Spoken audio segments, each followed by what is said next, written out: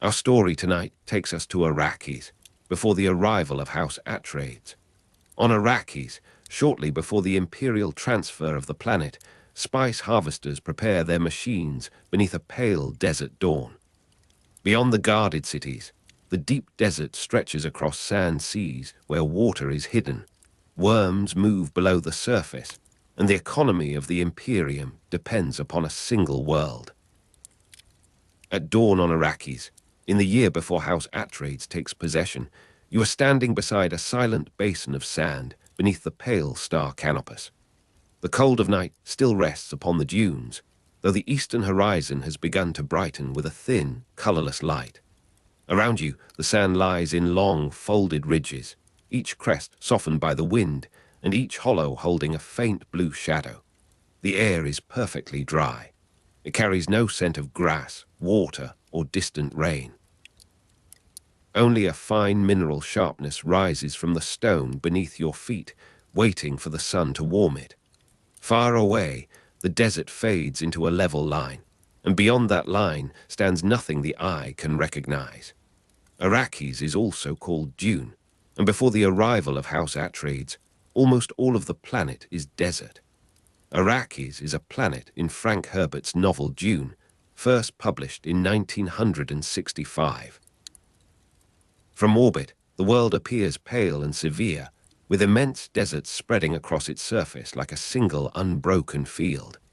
Open water is absent from the visible landscape.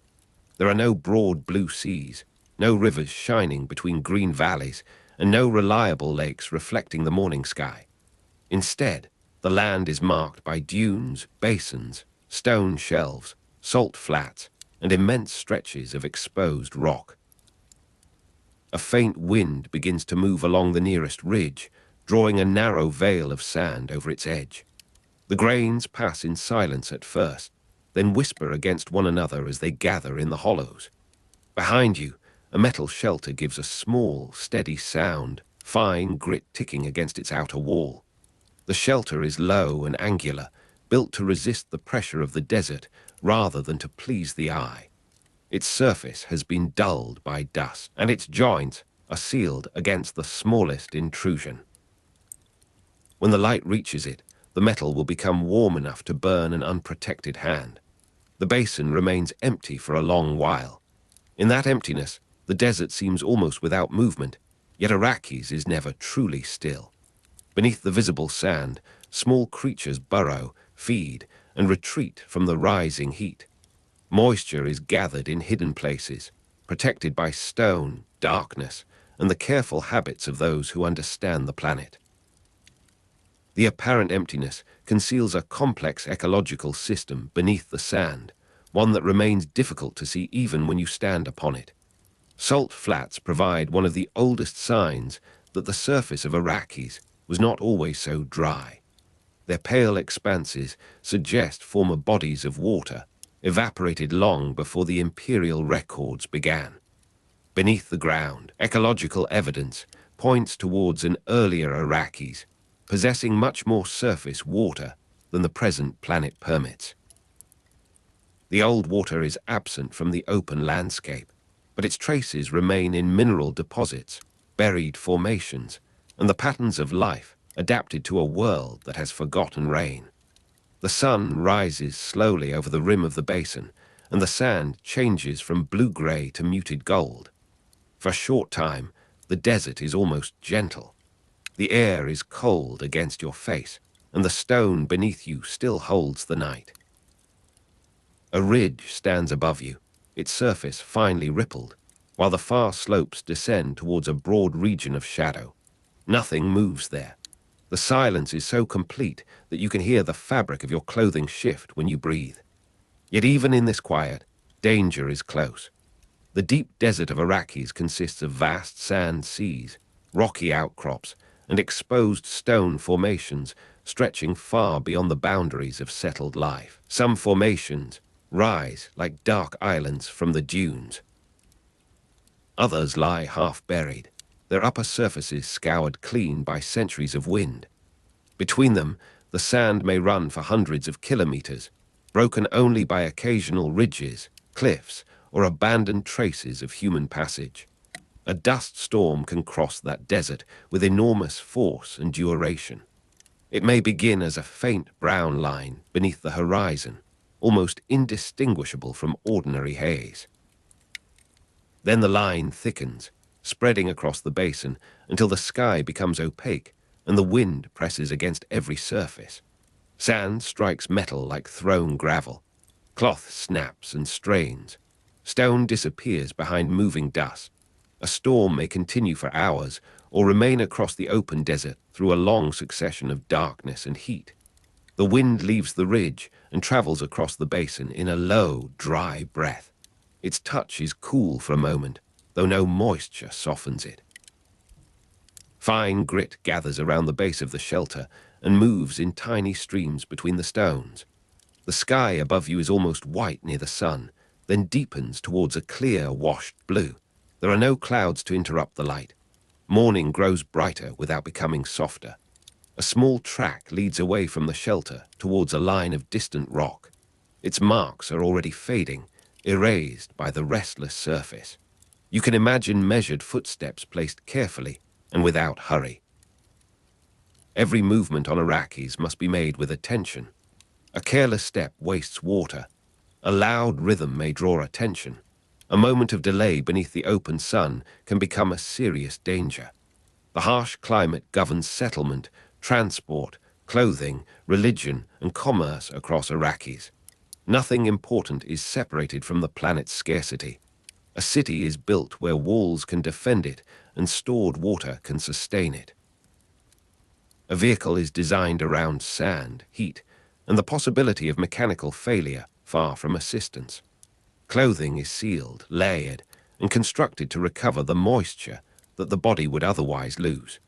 Belief itself develops in the presence of thirst, death, and the great creatures moving beneath the dunes. Most off-world residents live inside fortified urban centers rather than in the open desert. Their buildings rise behind walls, shields, landing fields, and guarded gates. The cities contain administrators, soldiers, merchants, workers, technicians, and families who have arrived from planets where water is ordinary. Within those walls, water is measured and defended, though daily life may still preserve familiar gestures from wetter worlds. There are rooms, markets, offices, lamps, and doors that close against the desert. Outside the walls, mining camps cling to exposed ground or gather around temporary operations. Their shelters are practical and severe, arranged around machinery, fuel, storage, and communications equipment. At night, lights appear in small clusters, bright against the dark plain. By day, the camp retreats into shade where possible, while crews work according to temperature, wind, and the schedule of extraction. From a high ridge above one of these settlements, you can see the city as a compact shape within the immensity. Its walls hold back drifting sand, but they cannot hold back the horizon. Beyond the outer structures, tracks run towards the mines and vanish beneath dunes. A transport rests under a protective frame, its surfaces covered in dust. Antennas turn slowly in the dry air. The buildings look solid from a distance, yet they seem temporary beside the desert. The imperial government treats Arrakis primarily as a resource world. Its importance is measured in production, shipment, contracts, quotas, and security. The planet is not valued for fertile soil or a comfortable climate.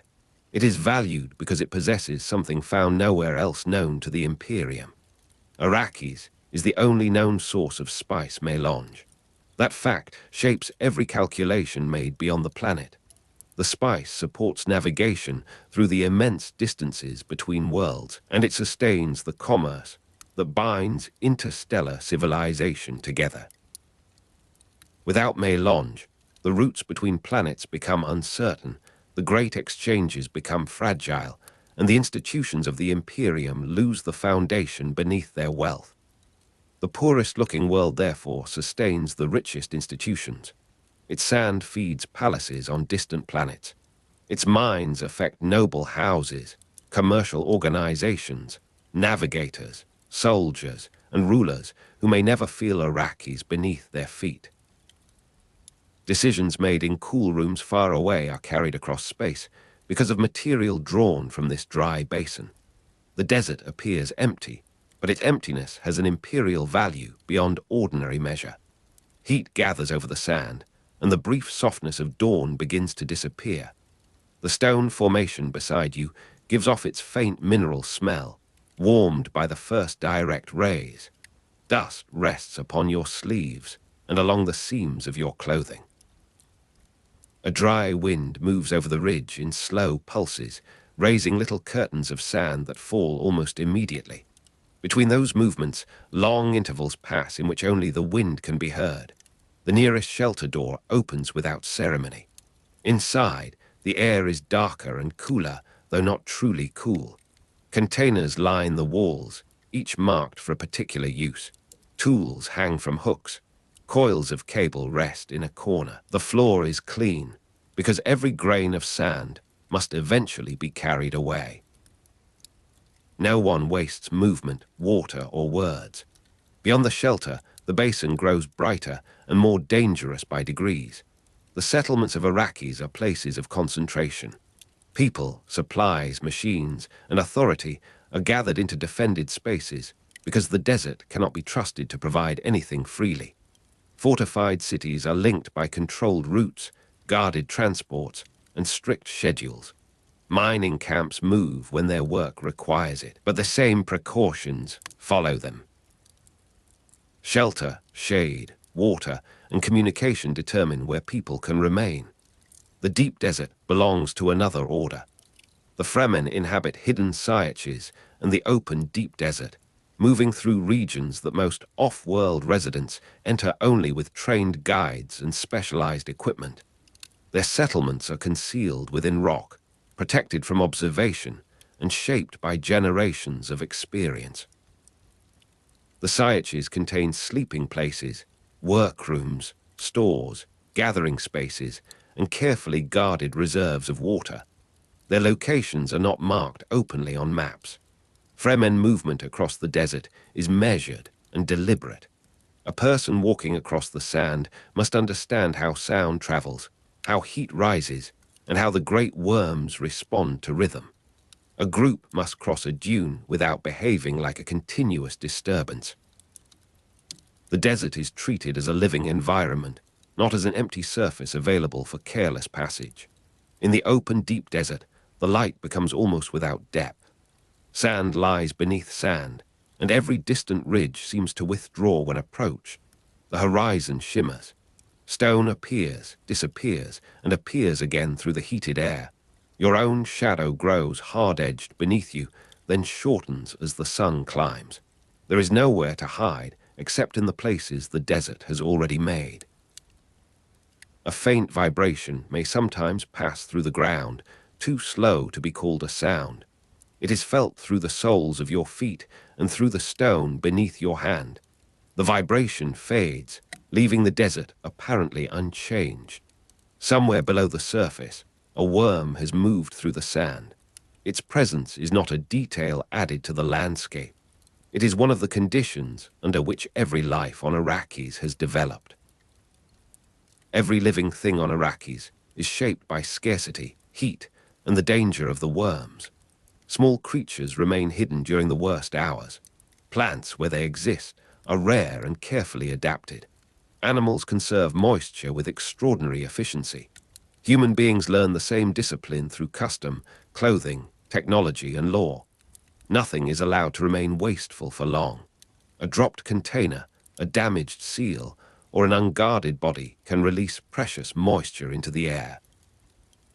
Even death is treated as a question of water. The harshness of Arrakis is not limited to heat. Cold settles across the desert at night, and the difference between darkness and daylight may be severe. The wind abrades exposed skin and equipment. Storms erase tracks and separate companions. The worms make ordinary travel uncertain, while the lack of water makes delay almost impossible. To live here is to remain aware of limits that other worlds conceal beneath abundance. Near the polar regions, Arrakis possesses ice caps. though they are limited compared with the immense deserts surrounding them. The ice does not transform the planet into a wet world. It remains distant, restricted, and insufficient to alter the character of the surface. Even there, the larger identity of Arrakis is defined by dryness, heat, and the absence of open water. The polar ice caps are reminders of a broader climate, not promises of relief. At noon, the city walls throw narrow shadows onto the inner streets. Behind them, workers cross from one shaded passage to another, their clothing covering as much of the body as possible. Water is stored beneath the buildings and recorded with precision. Public fountains are unknown. The sound of machinery travels through enclosed courtyards, while the desert beyond the walls remains pale and silent. Merchants negotiate beneath awnings, handling sealed containers and checking manifests. Their goods have crossed distances that cannot be imagined from the ground. Fabrics, instruments, weapons, food, medicines, and manufactured objects pass through the market, each item connected to the wider Imperium. Yet all such commerce is secondary to the cargo that leaves Arrakis in carefully guarded shipments. Spice changes the meaning of distance. The spice fields lie far from the cities, often in regions where ordinary settlement cannot endure. Harvesting requires machines, crews, aircraft, scouts, and constant attention to the movements of the sand. A spice operation may appear orderly from above, with equipment arranged on a pale plain. Beneath that order lies a continual negotiation with weather, geology, and the worms. The land around a mining operation is hot enough to make the air tremble. Machinery stands upon broad supports, its surfaces reflecting a hard white light. Workers move between vehicles and shelters, speaking through masks or signaling across the noise. Dusk gathers on every hinge and cable. When the wind increases, the distant dunes become blurred, and the horizon loses its exact shape. In the pauses between operations, the desert returns to silence. The spice itself is not merely a commodity in the ordinary sense. It is the material that makes long-distance navigation possible within the Imperium, and it supports the commerce moving between distant worlds. Its value reaches into the highest levels of political power. Noble houses depend upon its availability. Trade depends upon its shipment. The imperial government depends upon the order that protects its production. Arrakis is indispensable to interstellar civilization because its spice supports navigation and commerce. This importance gives the planet a strange position. It is central to the Imperium, yet its inhabitants are often treated as remote and expendable. Visitors arrive with instruments, contracts, and military authority, then depart with cargoes of melange. The desert remains, while decisions made elsewhere alter the lives of those who must continue living within it. Before the Atreides transfer, Arrakis is governed through the authority of House Harkonnen.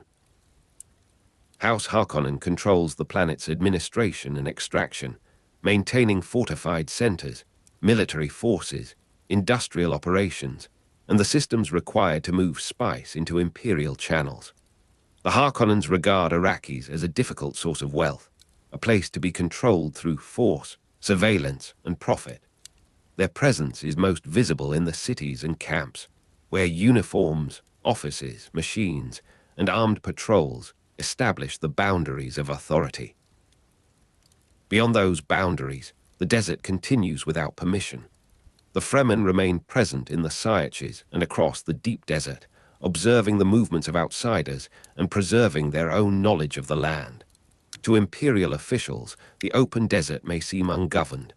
To the Fremen, it is filled with routes, hazards, resources, signs, and memories. A ridge may indicate a safe crossing. A stone shelf may conceal a passage.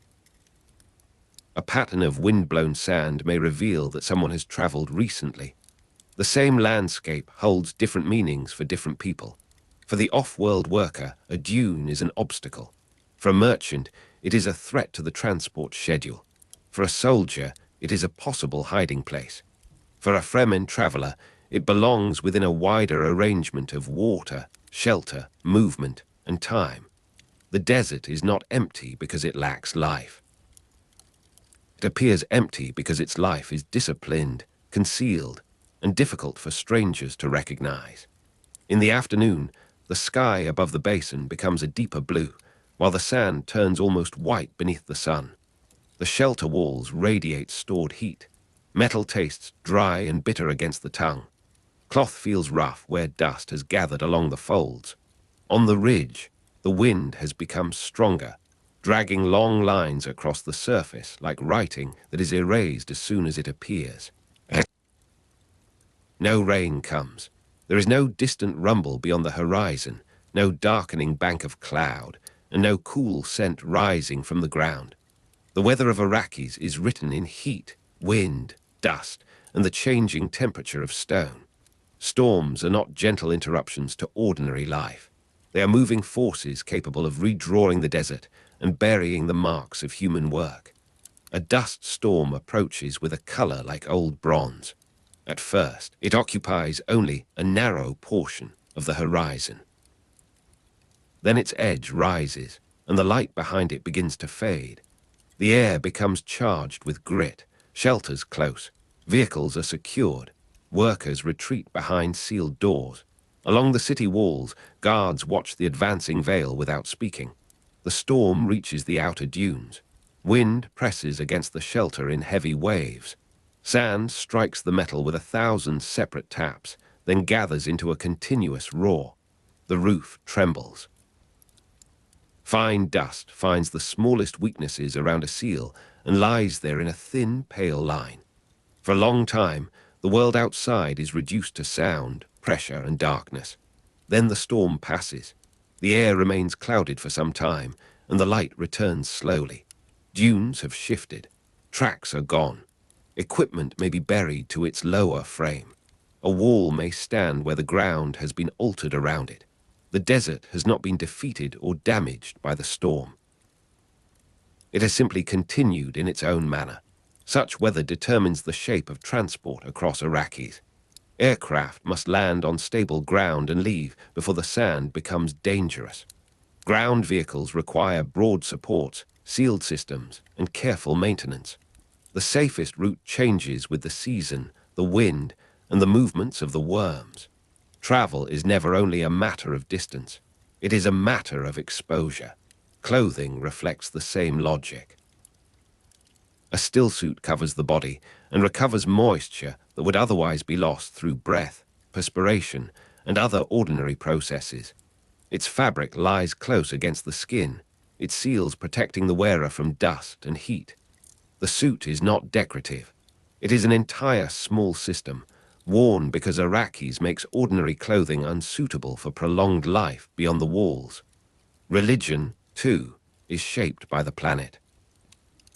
The Fremen understand water as a sacred and practical substance, inseparable from survival, memory, and community. Their customs contain the knowledge of generations who have lived with scarcity. The desert becomes a place of testing, concealment, and revelation. The worms are feared, respected, and woven into the meanings through which the Fremen understand their world. Commerce follows the same pattern. The value of spice brings ships, officials, contractors, weapons, and laborers from across the Imperium. The planet's roads are measured in shipments and production targets. A settlement grows when extraction requires it. A mining camp disappears when its yield declines. A city prospers when its warehouses are full and suffers when the desert interrupts its supply routes. The apparent emptiness of Arrakis conceals an entire economy. At dusk, the temperature begins to fall across the basin. The stones retain their warmth longer than the sand. A faint mineral smell rises where the sun has touched the exposed rock. The wind weakens, though it does not vanish. Loose grains slide down the nearest slope in thin, delicate streams. Above you, the first stars appear through the fading light, sharp and numerous in the clear air. The city lights come on one by one. From a distance, the fortified center resembles a small constellation resting upon the ground. Its lamps mark streets, gates, towers, and landing platforms. Inside, people continue their work beneath artificial light. Records are checked. Cargo is counted. Water is distributed. Messages are sent towards orbit and across the settlements. Beyond the walls, darkness spreads over the deep desert. The Fremen move through that darkness with knowledge that cannot be read from an imperial map. A group may cross a stretch of sand beneath the stars, avoiding exposed ground and traveling towards a hidden sciage. Their steps are quiet. Their clothing gathers no loose fabric. Their water remains sealed. The desert around them is black, silvered by starlight, and broken by the occasional dark shape of stone. Far away, a worm may move beneath the dunes. The vibration arrives slowly and fades slowly. Sand rises along a distant slope, then settles. Nothing can be seen clearly. The darkness resumes its silence. For a while, only the wind can be heard as it moves along the ridge and through the narrow spaces between the rocks. This is Arrakis before the Atreides arrive. The political change has not yet taken place. The transfer of Arrakis to house Atreides occurs at the beginning of Dune, but here the planet remains under Harkonnen control, held within the imperial system as a resource world. The cities retain their established order. The mining camps continue their work. The Fremen remain in the deep desert, patient beneath the authority imposed upon them. The name Atreides has not yet altered the rhythm of the planet. Arrakis continues to turn beneath Canopus, its deserts glowing beneath the day and cooling beneath the stars. The old salt flats remain pale in the darkness. The limited polar ice caps remain far beyond the settled regions. Traces of former water persist beneath the surface, though no open water can be seen from the ground. Herbert's appendices present Arrakis as an ecological system rather than a decorative backdrop. The planet's climate, creatures, minerals, customs, and political economy belong to one connected arrangement. Water affects settlement. Settlement affects transport. Transport affects commerce. Commerce depends upon spice. Spice depends upon the desert ecology, and the ecology depends upon the conditions that make ordinary life so difficult. The sand is not merely scenery. It is habitat, barrier, archive, and source of wealth. It receives the marks of travelers and removes them. It shelters hidden life and conceals the movement of worms. It reflects the heat upward, carries storms across immense distances, and surrounds the fortified cities with a border that no wall can fully define. The night deepens over the basin. The sand has become cold again, and the air moves softly across the ridge. A little grit touches the metal shelter, then stops. The stone beside you holds the last trace of warmth from the sun. Above, Canopus shines through the clear darkness. Below the sand, life continues. Small bodies shift in hidden passages. Moisture remains sealed within the places that preserve it. Far beneath the dunes, the great worms move through their ancient path. The surface appears empty, but the planet is breathing in forms too slow and strange to see. Beneath all of it lies the substance that gives Arrakis its imperial importance. Spice Melange rests within the desert, hidden among sand, heat, wind, and danger. It draws the attention of rulers, merchants, navigators, soldiers, and houses that lie worlds away.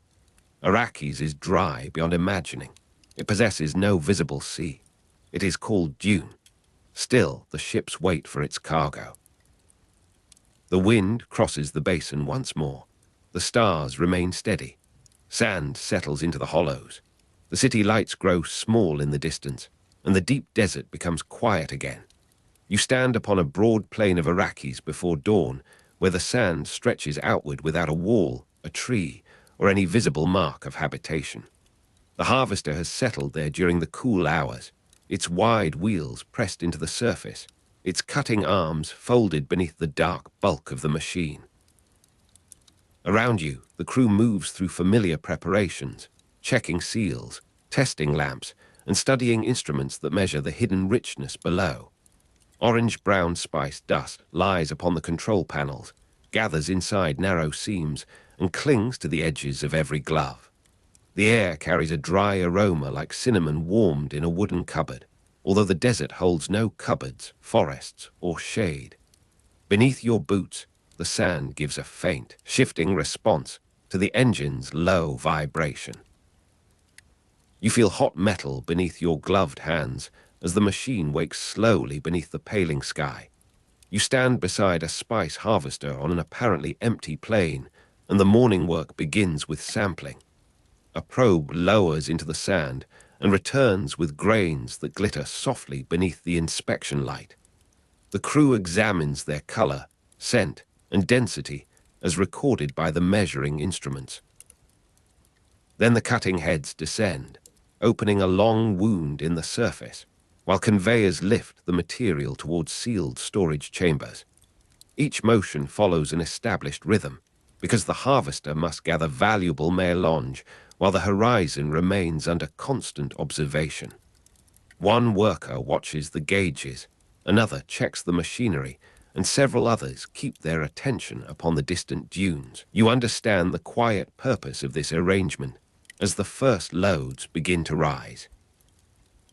On Arrakis, spice harvesting never belongs entirely to the machine because the desert can interrupt every calculation. The plain receives the first light in layers of muted copper. Ridges far away become visible before the hollows between them, and the horizon appears to widen as darkness retreats.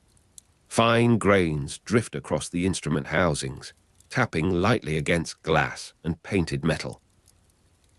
The smell of dry cinnamon remains faint but persistent, settling in the throat with a warmth unlike ordinary dust. Beneath the harvester, sand slips against the wheels in small streams, while the engines maintain a deep, patient vibration.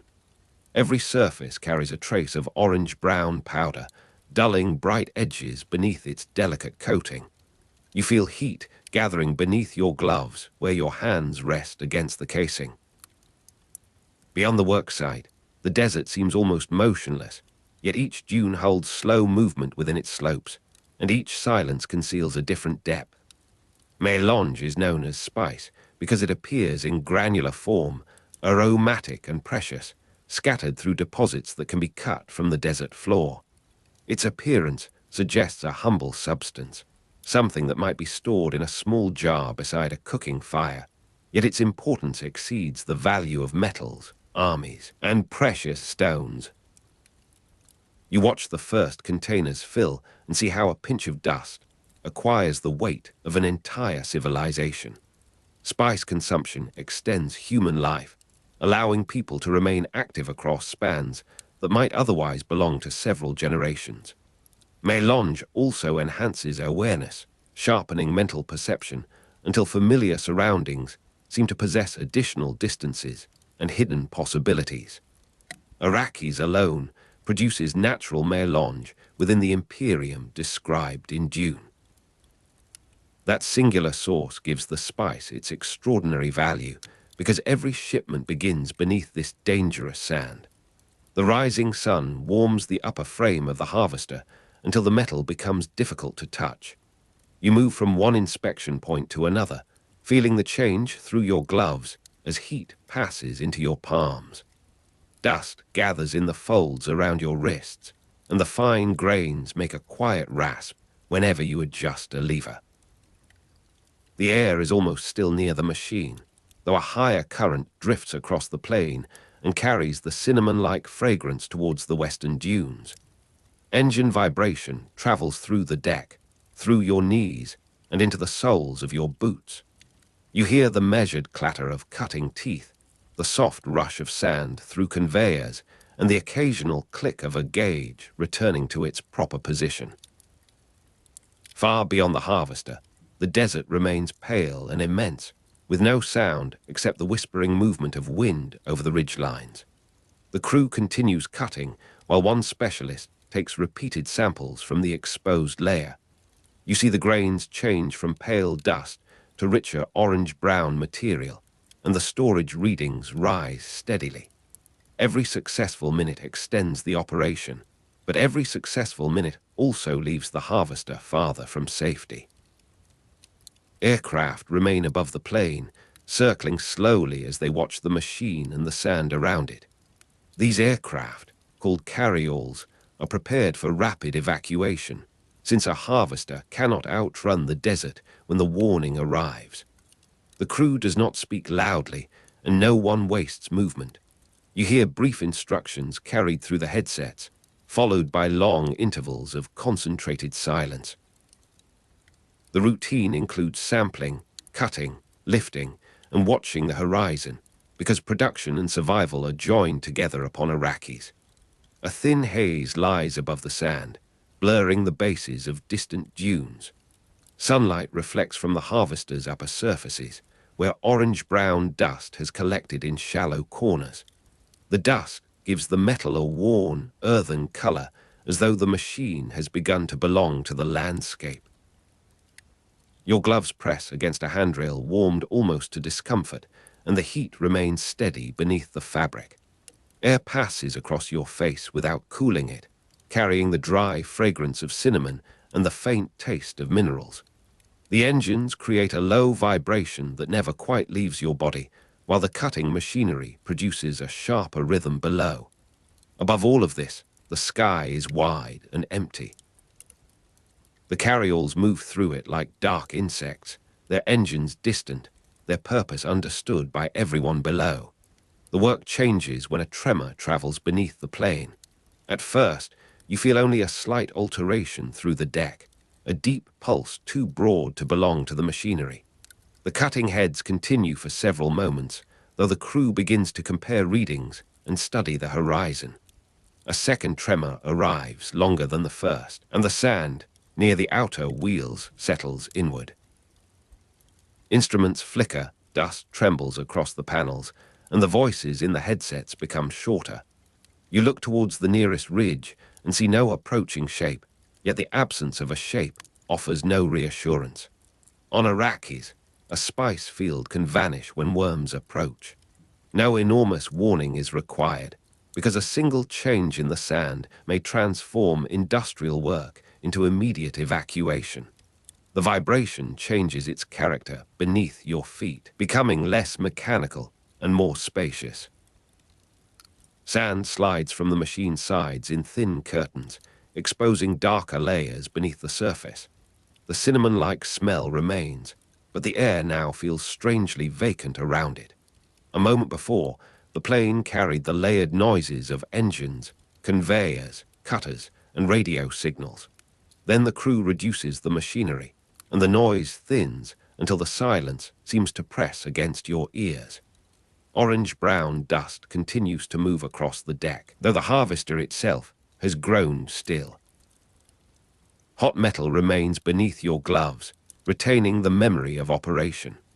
Above you, the carryalls begin to descend, and their shadows pass over the instrument housings.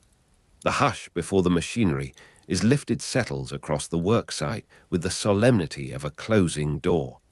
You watch the crew secure the cutting arms and seal the storage compartments. A signal passes through the headsets, and the carryall approaches with its lifting cables extended. The harvester is too valuable to abandon if it can be removed, yet too slow to remain where the sand has begun to answer the approaching worm.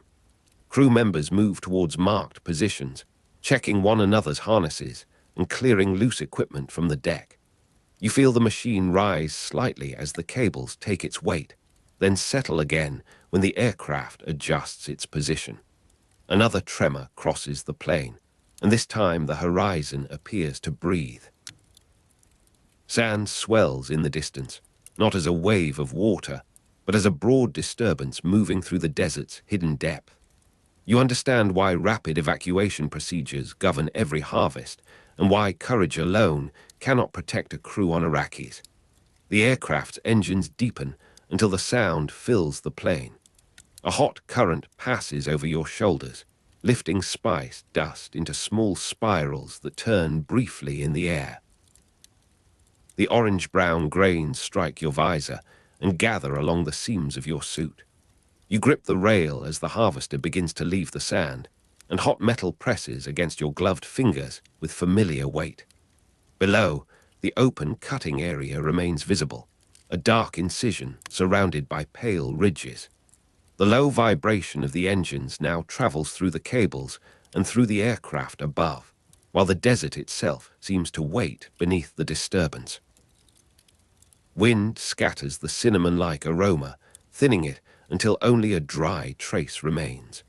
Then the machine rises higher, and the plane becomes a pattern of shadows, grooves, and unmarked distance. The worm passes below the desert without presenting its whole body to the sky. You see the ground buckle in a long, slow movement, and you recognize the scale of what has been hidden beneath the apparently empty plain. The harvester swings slightly beneath the carryall, its storage chambers heavy with the morning's gathered melange. No crew member needs an explanation of the connection between spice and sandworms, though many outsiders have understood it only poorly. Before Paul's arrival, observers from distant worlds often treated the relationship as an obscure feature of Arrakeen life rather than as the foundation of an entire ecology. You remain above the moving sand while the worm turns beneath it, and the harvested field disappears into disturbance. The work has ended without triumph or declaration, leaving only the continuing necessity of survival and production. High above the evacuation site, the air feels thinner and cleaner, though spice dust still lies along the carryall's metal floor. You sit near a service panel warmed by the aircraft systems, with one hand resting against the casing. The vibration is smoother here, reduced to a steady hum that passes through the frame. Below, sunlight gathers across the desert in pale sheets, revealing no trace of the worm once the sand has settled. The cinnamon-like scent remains inside your respirator, mingled with oil, hot metal, and the dry smell of sealed machinery. Through the viewing port, the former worksite appears small enough to cover with one hand. Yet the storage chambers beside you contain material whose value reaches across planets. Arrakis has hidden its wealth again, and the sky carries the machine towards the waiting depots. Melange leaves the desert through an economic system extending far beyond any single harvester or ruling household. You see its sealed containers transferred from aircraft to transports, from transports to orbital platforms, and from platforms into vessels bound for the wider institutions of the Imperium. Chome stands among the major commercial powers associated with the distribution and ownership of valuable commodities. Through Chome, spice becomes a matter of shares, contracts, privileges, and negotiated access, although every calculation remains dependent upon the sand beneath the machines. The ruling house that controls Arrakis gains more than a territory. It receives political influence, financial power, and authority over who may approach the planet's richest deposits. In distant offices, the names Arrakis, Melange, Chome, and the great houses appear beside numbers that represent the survival of worlds. Within the transport hold, the light is subdued and amber. Spice dust has settled into the grooves around the loading clamps, where it forms narrow lines beneath the lamps. You hear the low vibration of the aircraft continuing through the floor, steady enough to become part of your breathing. The walls retain the heat of the desert, and your gloves feel warm whenever they touch the rails. A dry, cinnamon-like aroma rises from the sealed containers, restrained by their closures yet unmistakable. Outside, the sand has become a distant field of gold and brown, softened by height and glare. The carryall's engines maintain their rhythm, while the spaces between their pulses allow the memory of the desert's sudden silence to return. Beneath the machinery, Arrakis remains vast, exposed, and entirely necessary.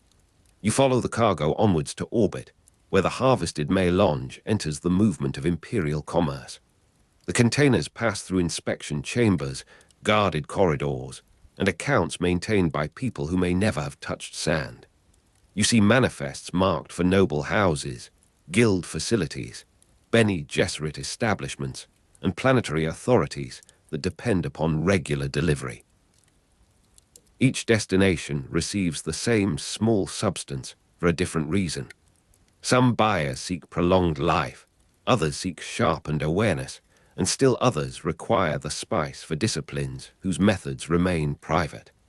The Bene Gesserit use mélange within physical and mental disciplines, combining bodily control with an attention that reaches beyond ordinary perception. Their practices give the spice another place within the Imperium, not merely as an indulgence, but as a substance woven into training, memory, and command. The orbital chambers are cool compared with the desert, yet the fragrance of cinnamon follows the cargo through every sealed passage. Fine orange-brown particles mark the edges of gloves, the lips of containers, and the black surfaces of weighing instruments. You feel no shifting sand beneath your feet, though your body still remembers the low vibration of engines crossing the plain. Metal around the freight locks remains warm from the transport systems, and your hands meet that stored heat whenever you steady yourself. Beyond the ports, stars remain sharp and distant, without haze or weather to soften them. Their stillness makes the dust seem more remarkable, because the small grains beside you will determine which points of light can be reached. The silence here is mechanical and controlled, but it carries an echo of the desert's warning quiet. The spacing guild depends upon mélange for the movement of civilization between inhabited planets. You enter a guild vessel in imagination and find its corridors arranged around a purpose that ordinary passengers rarely see. Within the ship, a navigator uses spice to enhance awareness and mental perception, allowing possible paths through space to become available to the mind. You do not watch a simple calculation or a line drawn upon a chart. You witness an altered form of perception in which distance, danger, and destination gather into relationships that can be understood before the vessel moves. Guild navigators use mélange to perceive possible paths through space, and the reliability of those paths depends upon continued access to Arrakis production. Without reliable spice production, long-distance travel between inhabited planets would be severely compromised. The guild chamber is dark, except for restrained glow along the floor. The air holds a faint, dry scent, less sharp than on Arrakis, yet still reminiscent of cinnamon warmed beneath a lid. Smooth surfaces reflect dim orange-brown traces left by containers carried through the adjoining passages. You hear the vessel's systems beneath you, a low vibration spreading through the deck and into the walls. In the quiet between those pulses, the chamber seems suspended beyond ordinary geography. Your hands rest upon a rail whose metal has absorbed gentle heat from the machinery, and the warmth contrasts with the cool air around your face. Stars pass beyond the unseen hull, but their movement has no drama here. The atmosphere remains patient, enclosed, and precise, while spice turns routes between worlds into something that can be perceived. A journey from one inhabited planet to another, therefore, begins long before a ship leaves its port. You see the chain extending backwards from the navigator to the guild storehouse, from the storehouse to Chome, from Chome to the ruling house, and from that house to the harvester on the plain. The chain continues through aircraft, cutters, sampling crews, transport vessels, and the men and women watching a distant horizon for the first tremor. Every link relies upon the natural mélange of Arrakis. The spice is a luxury because individuals and institutions pay heavily for its benefits, yet it is also infrastructure because the Imperium cannot maintain its long-distance connections without it. This double nature explains why a grain of dust can matter more than precious stones. The grain carries not only wealth, but movement, communication, administration, and the continuity of civilization. The quiet of the guild vessel differs from the quiet of the desert, though both contain a sense of distance. Here, the air is filtered and cool, and no sand presses against the outer walls. A faint amber illumination rests upon the floor, recalling the color of spice dust upon a harvester's instruments. You feel a smooth vibration beneath your boots, regular as a slow pulse, while hidden engines maintain the vessel's position among the stars. The handrail beneath your palm is warm, polished, and free of grit. Somewhere within the ship, sealed containers hold the dry, cinnamon-like aroma of melange. The smell seems almost too gentle for the power assigned to it. Beyond the chamber, darkness opens without horizon, and the vessel moves through that darkness because Arrakis has supplied a small quantity of granular dust.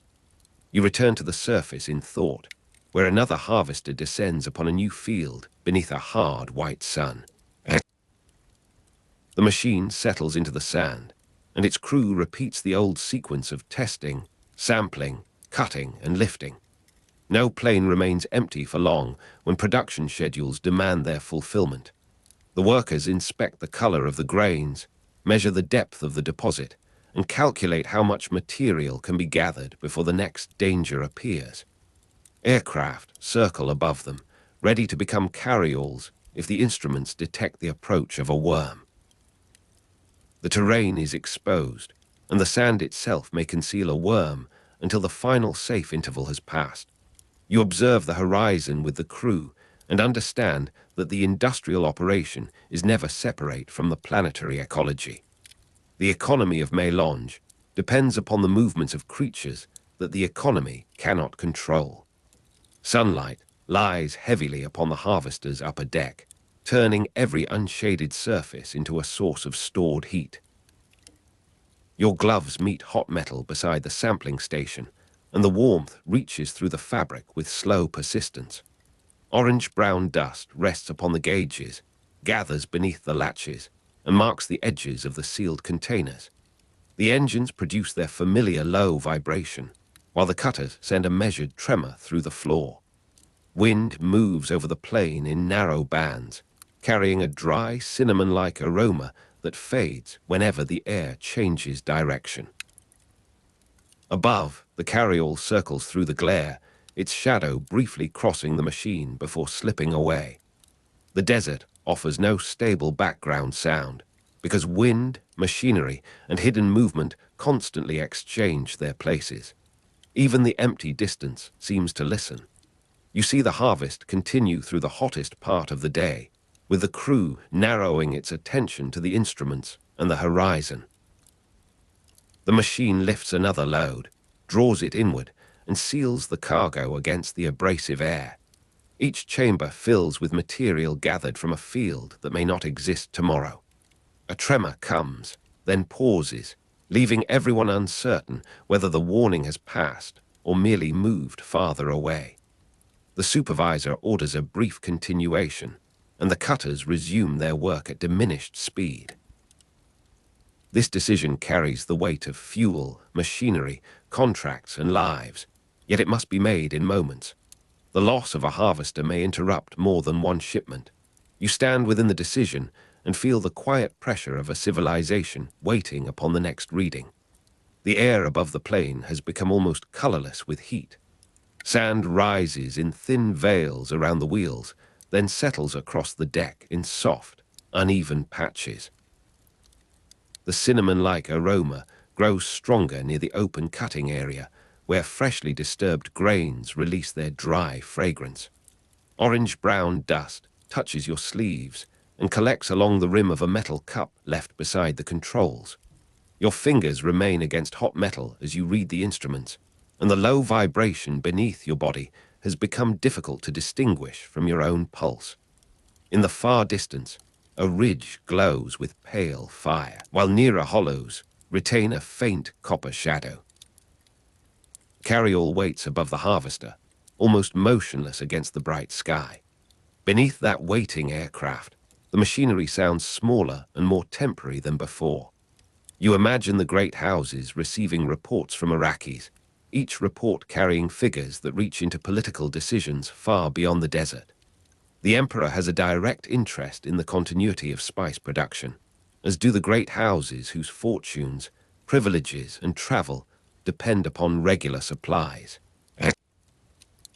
A delayed shipment can disturb contracts, weaken alliances, and alter the balance of power between families that command fleets and armies.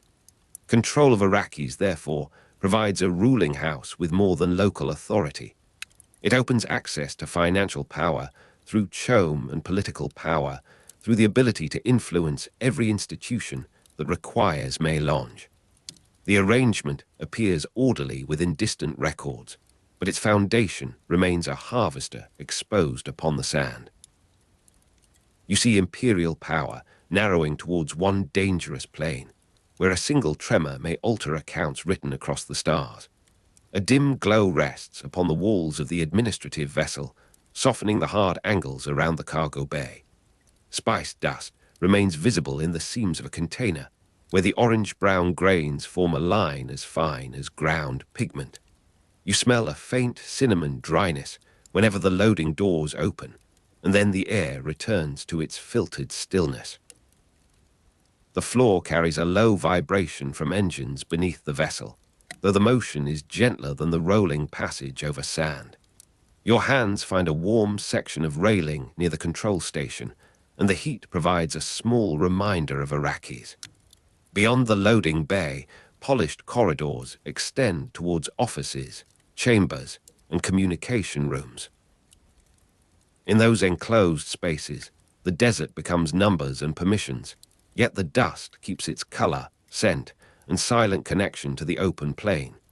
You consider the Bene Gesserit as their own shipments arrive beneath careful supervision. Mélange enters their discipline through repeated use, supporting physical control, heightened awareness, and forms of mental training whose effects are difficult to describe in ordinary language.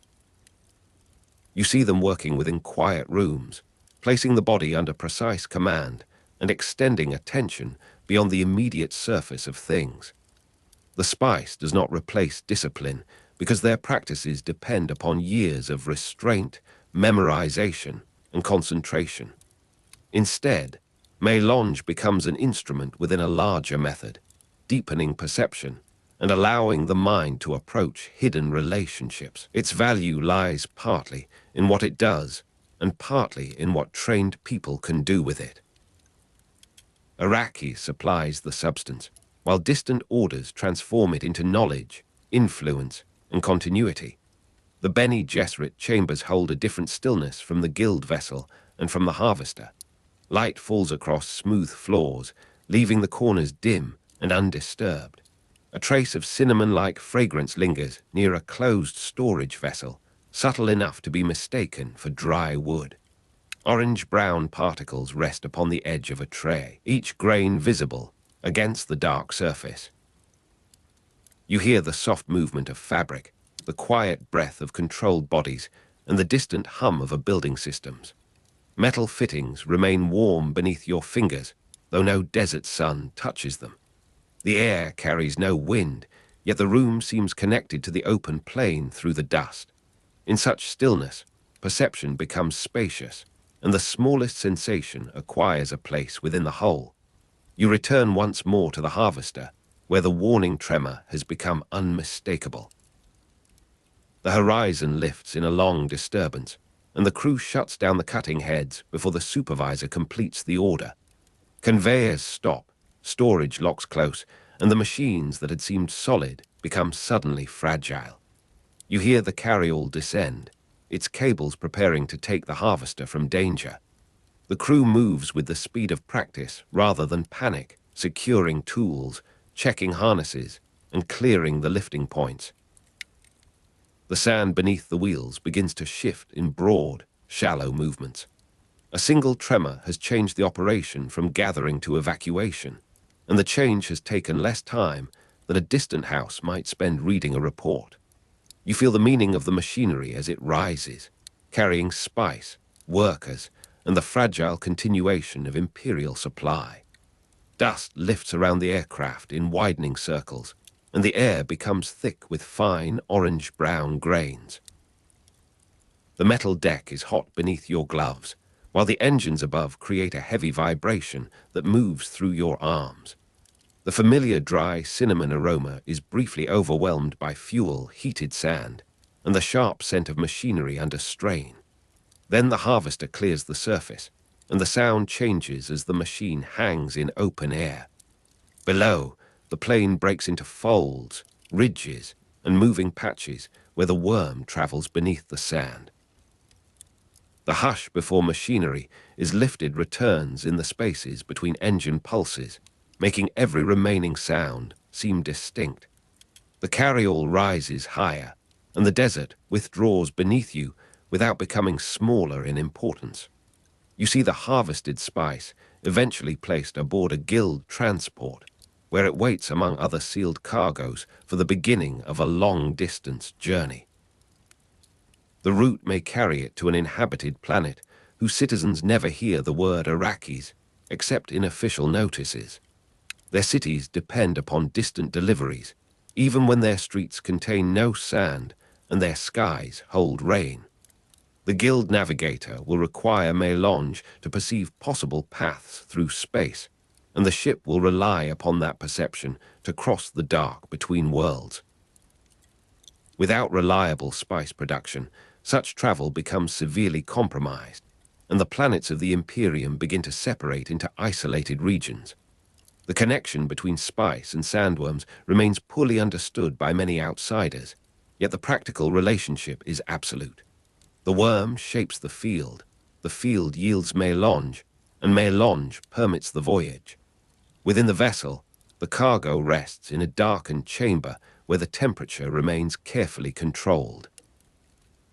Small lamps make the spice dust visible through inspection windows, giving the grains an orange-brown glow. You hear the steady, low vibration of the engines and feel it beneath your feet as a slow, unbroken current. The metal around the storage locks is warm, though the air has been cooled for the cargo's protection. A dry, cinnamon-like aroma escapes only in the smallest measure, gathering near the seals before dispersing. Beyond the walls, stars remain silent and numerous, with no wind to disturb them and no dunes to conceal movement. Your hands rest upon the rail, and the surface carries a faint trace of grit. The chamber feels calm, but its calm depends upon the dangerous work already completed below.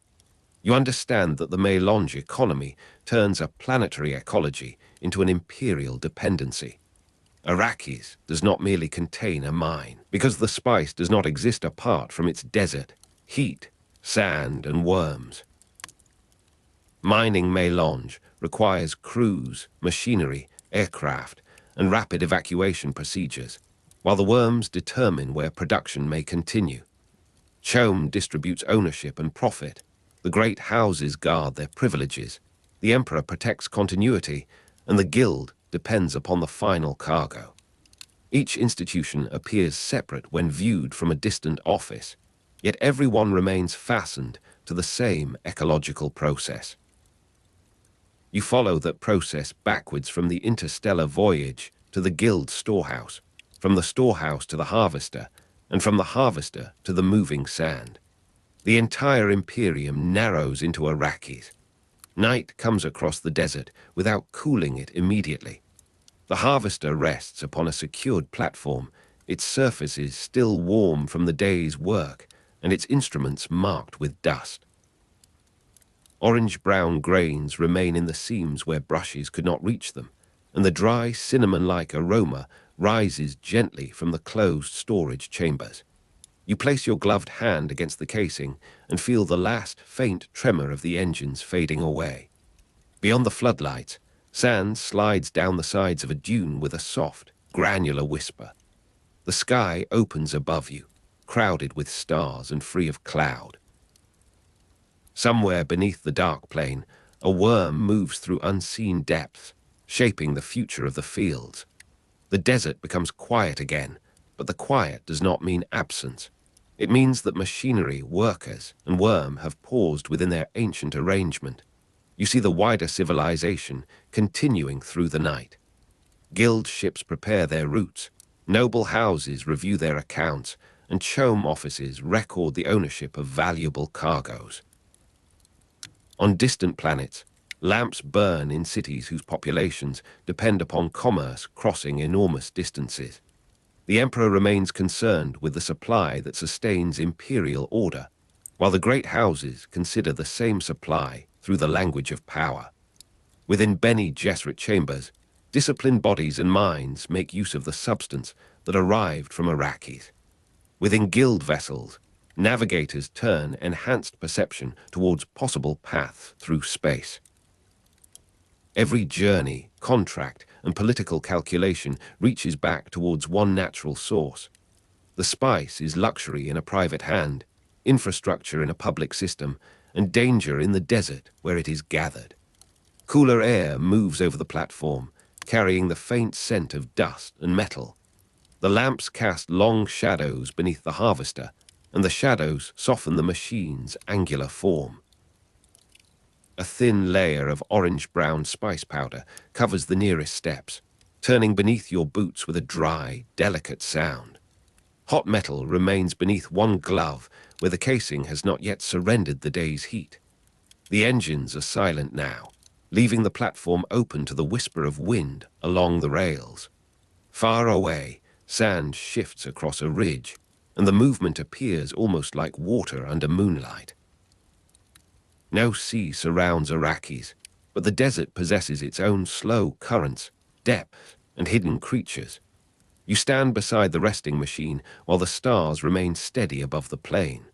You return to the morning harvester and see the first load leaving Arrakis beneath the rising sun. The cargo passes from the desert to the aircraft, from the aircraft to orbit, and from orbit into a guild ship prepared for interstellar travel. Each transfer depends upon machinery functioning within narrow limits, workers responding without delay, and the worms remaining at a tolerable distance. Natural melange comes only from Arrakis, and the singularity of that source increases its value beyond any ordinary commodity. A world that appears barren supplies the substance that extends human life, sharpens awareness, supports Bene Gesserit disciplines, and guides navigators through possible routes among the stars. The plain beneath the harvester seems empty, but its emptiness conceals the beginning of every imperial journey. Every voyage begins with Arrakis. The first light settles across the desert once more, though the hours have passed and the scene has become an enduring memory. Dust rests upon the instruments, deck, steps, and sealed containers, coloring each surface with subdued orange-brown warmth. Your hands feel the stored heat of metal, while the quiet engines of a distant aircraft send a low vibration through the platform. The aroma of dry cinnamon lingers near the harvested cargo, gentle and almost domestic beneath the immense sky. Wind moves through the machinery, tracing the edges of plates and carrying a faint whisper over the sand. The horizon shows no obvious sign of danger, yet the hidden depths remain present beneath every ridge. You breathe within the stillness and hold the knowledge that the stars begin here, in dust, heat, vigilance, and sand. You watch the guild vessel depart with its cargo secured, and the dark shape becomes smaller against the field of stars. Somewhere within that vessel, a navigator uses melange to perceive possible paths through space, while distant worlds wait along those paths. The ship carries more than a commodity, because it carries the practical means by which the Imperium remains connected. The spice extends life, enlarges perception, supports disciplines, and permits travel, but its deeper importance lies in the dependence created by its absence elsewhere. Arrakis alone yields natural melange, and every institution must therefore approach the desert through arrangements of trade, power, labor, and risk. The emperor and the great houses may command armies, while Chom may command markets, yet neither can manufacture the dust. You remain beneath the wide sky as the final understanding settles quietly into place.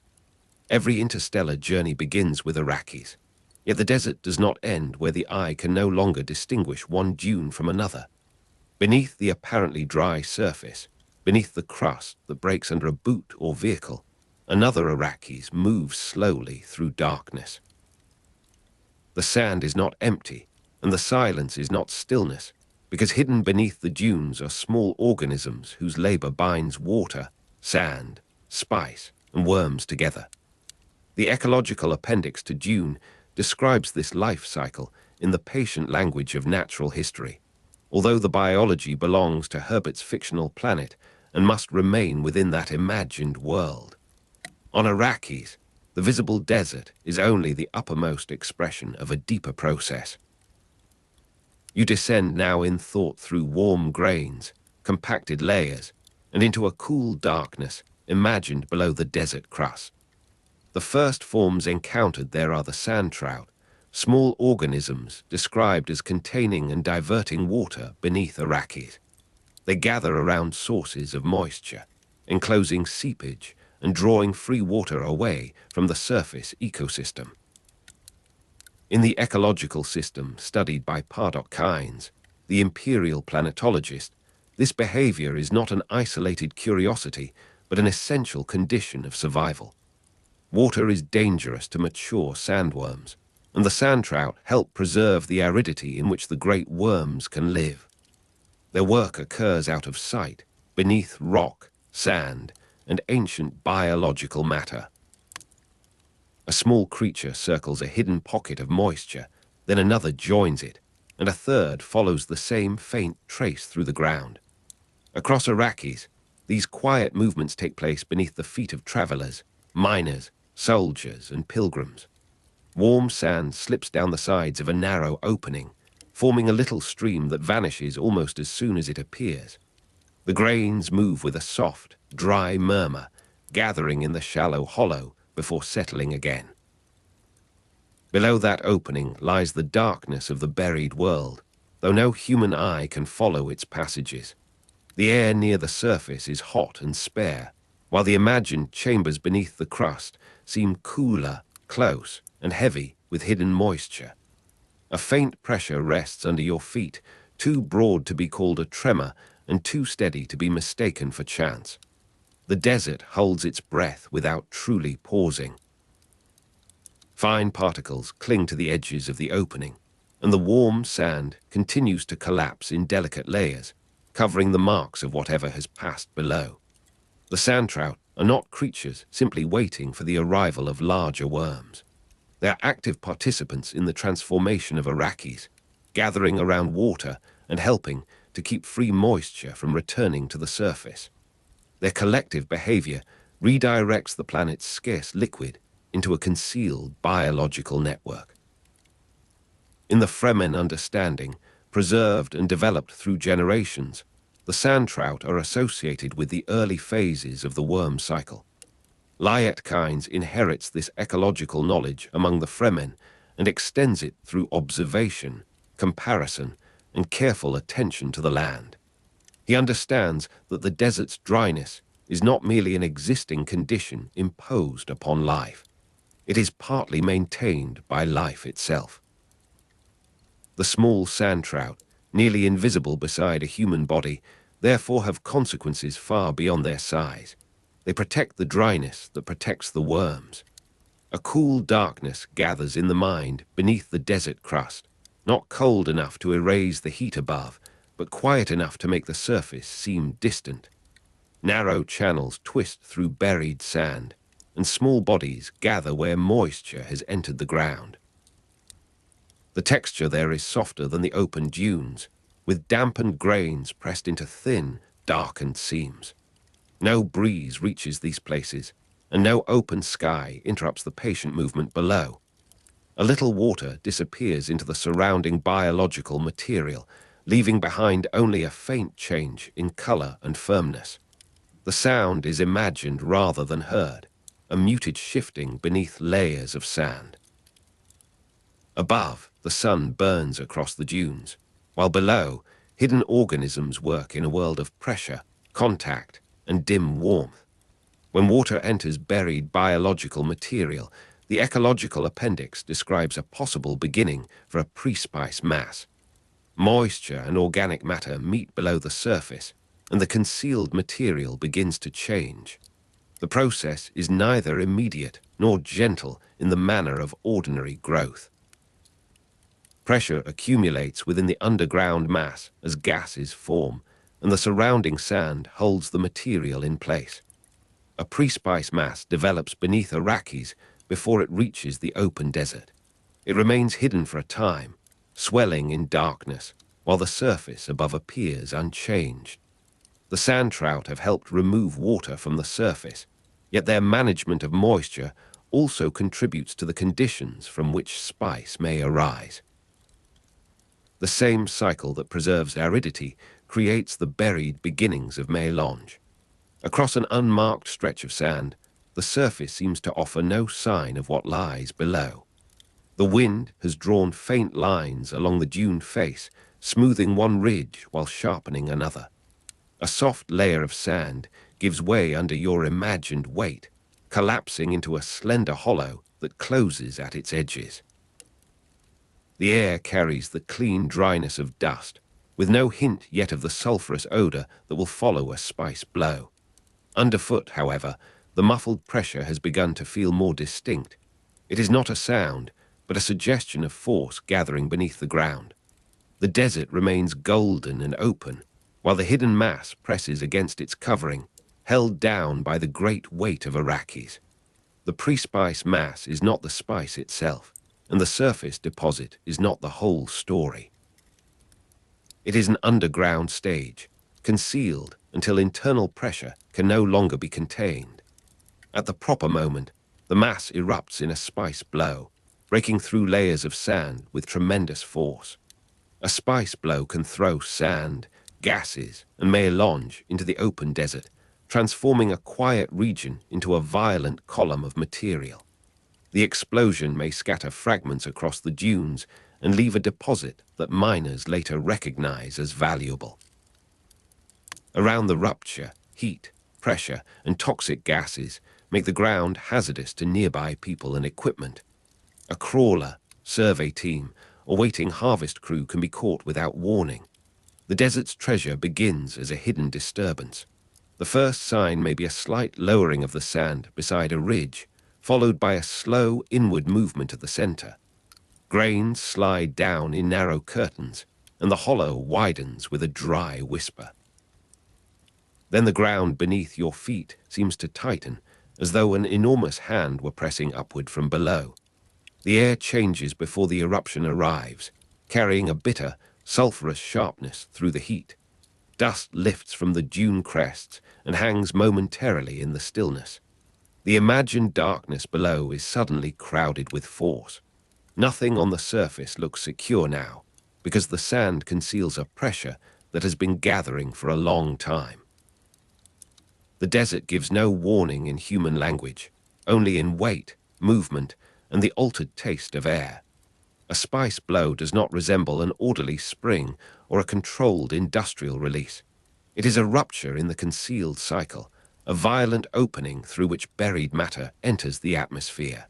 Sand rises in a broad column, and gases spread close to the ground before thinning into the wind.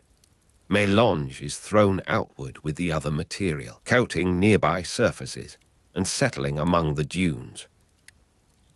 A spice blow may expose a rich deposit, but it may also destroy the equipment sent to collect it.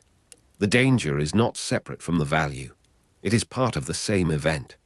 Imperial industry approaches the exposed melange as a commodity, yet the deposit is evidence of a living process involving water, sand trout, buried organic matter, and pressure. For a while, the desert is hidden behind its own dust. The horizon fades into a pale brown veil, and the sun becomes a softened disk above the disturbed ground. Sulphurous air moves between the dunes, harsh against the throat and metallic at the edges of the breath. Sand settles on the hulls of machines, on stillsuits, on the ridges of rocks, and in the folds of abandoned equipment. The sound of the eruption retreats gradually, leaving a low afterpressure beneath your feet. Fine particles remain suspended in the evening light, where they turn gold and copper before descending. When the wind changes, the open desert receives the last traces of the blow, and the newly scattered melange begins to rest among the ordinary grains. After the danger has passed, the spice remains visible as a quiet layer across the landscape. It gathers in hollows, along wind-shaped ridges, and around the edges of the ruptured ground. Its color may be subtle, but its significance is immense, because mélange deposits are found in the sand seas where worms live and hunt.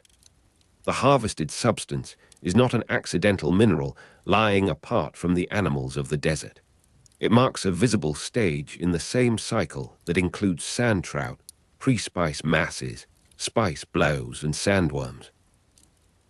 The surface deposit is what imperial commerce sees most clearly, yet it has emerged from a sequence that begins beneath the surface and continues after the blow. Spice is a material trace of a living system.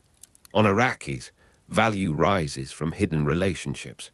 Evening arrives softly over the disturbed ground, and the last dusk glows in the slanting light. Gold hangs above the dunes in thin, suspended layers, turning every drifting particle into a small point of brightness. The sulphurous smell weakens as the air moves across the open sand, though a sharper trace remains near the broken center. Warm grains slide into the crater and cover fragments of stone, metal, and hardened biological material. A few ridges retain the imprint of the blast, while farther away the dunes already begin to smooth themselves. The air cools by degrees, and the imagined chambers beneath the desert seem to draw nearer again.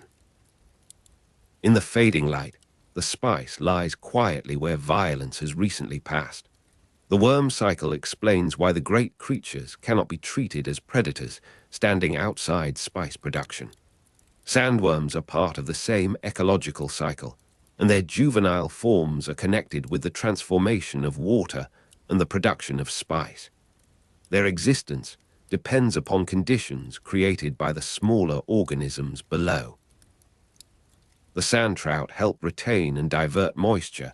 The pre-spice mass develops in buried material, and the spice blow releases its contents into the desert. From this sequence emerge the environments in which sandworms mature. The worm is therefore both result and continuation. It inhabits the sand seas, hunts through them, and helps maintain the aridity that allows its species to survive. The cycle turns upon itself without becoming simple or complete. A long dune slopes towards the darkening plain, its surface marked by shallow ripples that feel almost soft beneath the hand. The day's heat remains stored in the sand, though the air has begun to cool above it. Far away, a line of wind carries loose dust over the crest, making the ridge appear to breathe. Beneath the ground, the hidden water and the organisms that contain it belong to a different temperature, pressure, and rhythm. Your feet rest on a surface that gives slightly, then settles firm again. The world below remains inaccessible, but the thought of it changes the surface. Every grain seems to possess a depth, and every quiet hollow suggests a concealed history. The young stages of the worm are particularly important within this imagined ecology. They are linked to the processes by which water is transformed, removed, or redirected, allowing the conditions for spice production to persist. The mature worm cannot tolerate free water in the way a human settlement might require it, and the aridity of Arrakis is therefore not merely a hardship surrounding the worms. It is part of their habitat and protection.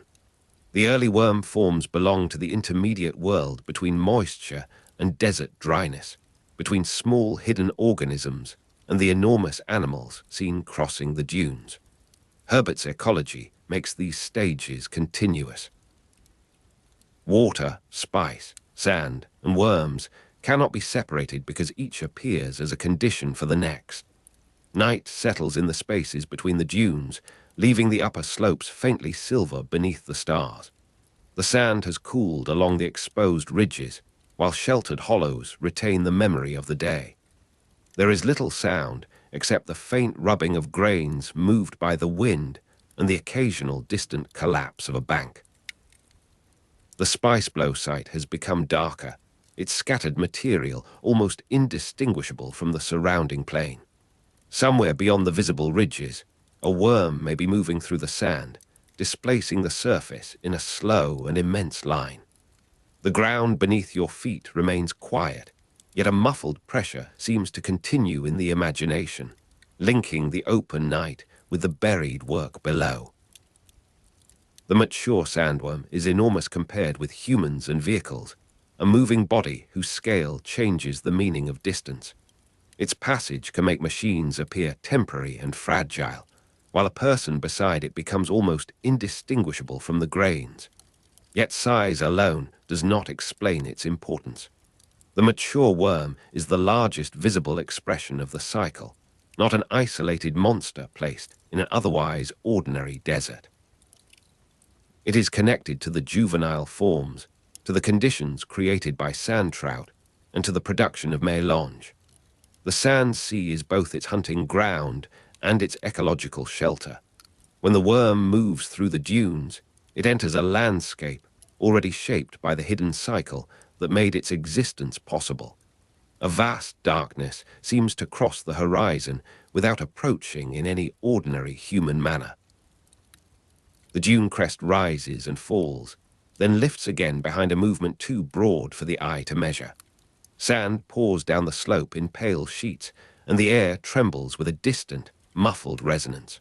No single feature remains visible for long, because the creature and the desert seem to exchange their boundaries. The warmth of the sand surrounds you, while above, the night opens into immense depth. Around the imagined path of the worm, the dunes continue their slow rearrangement. The surface is disturbed, but not destroyed, and the pressure fades gradually into Arrakis' greater silence. Pardot Kynes studies these relationships as a connected system rather than a catalogue of separate objects. To him, Arrakis is not merely a world containing sand, worms, and spice, but a sequence of dependencies in which each part influences the others. Liet Kynes inherits and develops ecological knowledge among the Fremen before the arrival of the Atreides, learning to read the desert through signs that imperial science has often overlooked.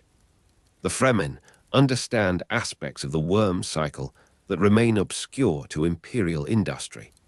Their knowledge is practical, local, and accumulated across generations of living beside the sand. Where the Empire sees an extraction site, the Fremen can see the history of a blow, the likely movement of a worm, or the hidden relationship between water and danger. The wind has quietened, and the surface of the dune lies in broad, unbroken folds. A few scattered stones cast narrow shadows in the starlight, while loose sand gathers against their lower sides. The smell after the spice blow has almost disappeared, leaving only dry mineral air and the faint bitterness of dust. Beneath the calm surface, the imagined channels remain enclosed and dark. Moisture is held away from the open desert, and the hidden organisms continue their patient gathering. In the distance, a low ridge seems to shift, though the movement may belong only to drifting sand. The whole landscape appears asleep, yet no part of it is wholly inactive. Silence covers the desert without sealing it shut. Imperial spice mining usually treats the surface deposit as a commodity rather than evidence of a living process. Machines arrive at the visible melange, assess its quantity, and calculate the cost of harvesting it beneath dangerous conditions. The machinery is designed around profit, transport, and survival, while the buried sequence that produced the deposit remains largely outside the account. A spice blow is measured by yield and loss, not by the relationships between sand trout, pre-spice masses, juvenile worms, and mature worms. This narrow view allows the Empire to use Arrakis while misunderstanding it. The harvestable substance appears to stand alone, detached from the ecology that makes it possible. Yet every deposit belongs to a process that continues whether imperial observers understand it or not. Pale light begins to gather along the eastern rim, touching the highest grains before reaching the hollows. The sand takes on a muted rose color, and the old blow site becomes visible again as a shallow, irregular basin. Dust rests on the ground like a thin veil, disturbed only where the wind has already crossed it. The first warmth returns to the upper surface, while the cool darkness below remains untouched by dawn. A narrow opening beside the basin continues to collapse, one small slide following another. The grains make a subdued sound as they descend, and the air carries no sign of the tremendous force that broke through the same place. Arrakis has covered much of its violence with the patient movement of sand. The ecological cycle also carries a warning about interference. If one part of Arrakis is destroyed or altered, the consequences may reach the others through relationships that are not immediately visible. Water introduced into the wrong environment can threaten mature sandworms. Excessive disturbance of the sand trout may change the balance that preserves the planet's aridity. Reckless mining may damage the conditions required for future spice production, even when the immediate deposit appears abundant. The Fremen recognize that survival depends upon maintaining the desert's connected systems, while imperial industry often assumes that the supply will continue because it has continued before. In the hidden cycle, no resource is truly isolated. The destruction of one part can become a danger to every other part. Morning light lies across the dunes in long, quiet bands, revealing the varied textures that darkness had concealed. Coarse grains rest beside powdery dust, and compacted patches break into small plates beneath the warming air. A shallow depression holds fragments of melange that glint faintly when the angle of light changes. Near its edge, the sand has collapsed into a narrow opening, and the hollow beneath appears darker than the bright ground around it. A coolness seems to rise from that imagined depth, though the surface is already growing hot. The desert's layers are present together, with the open sky above, the dry crust between, and the hidden life below. Nothing needs to move visibly for the system to remain alive. The sand trout, the pre-spice mass, the spice blow, and the sandworm, therefore, form a cycle rather than a row of unrelated facts. Sand trout contain and divert water beneath Arrakis, gathering around moisture and helping remove free water from the surface ecosystem. Water entering buried biological material may contribute to a pre-spice mass, which develops underground before erupting in a spice blow. The blow scatters sand, gases, and melange across the open desert, sometimes endangering people and equipment. In the sand seas, where worms live and hunt, melange deposits mark the continuation of that process. Juvenile forms connect water transformation with spice production, and mature worms maintain the aridity that permits the species to endure. The cycle is hidden, but its visible consequences shape the entire planet. Heat rises from the sand in wavering layers, making distant ridges appear to float.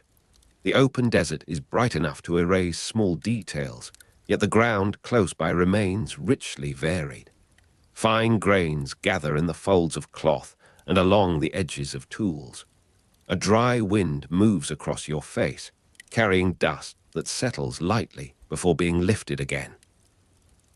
Beneath your soles, the surface feels firm in one place and unstable in another, as though the desert were composed of many thin thresholds. Somewhere below lies the cool darkness imagined beneath the crust, sealed away from the sun.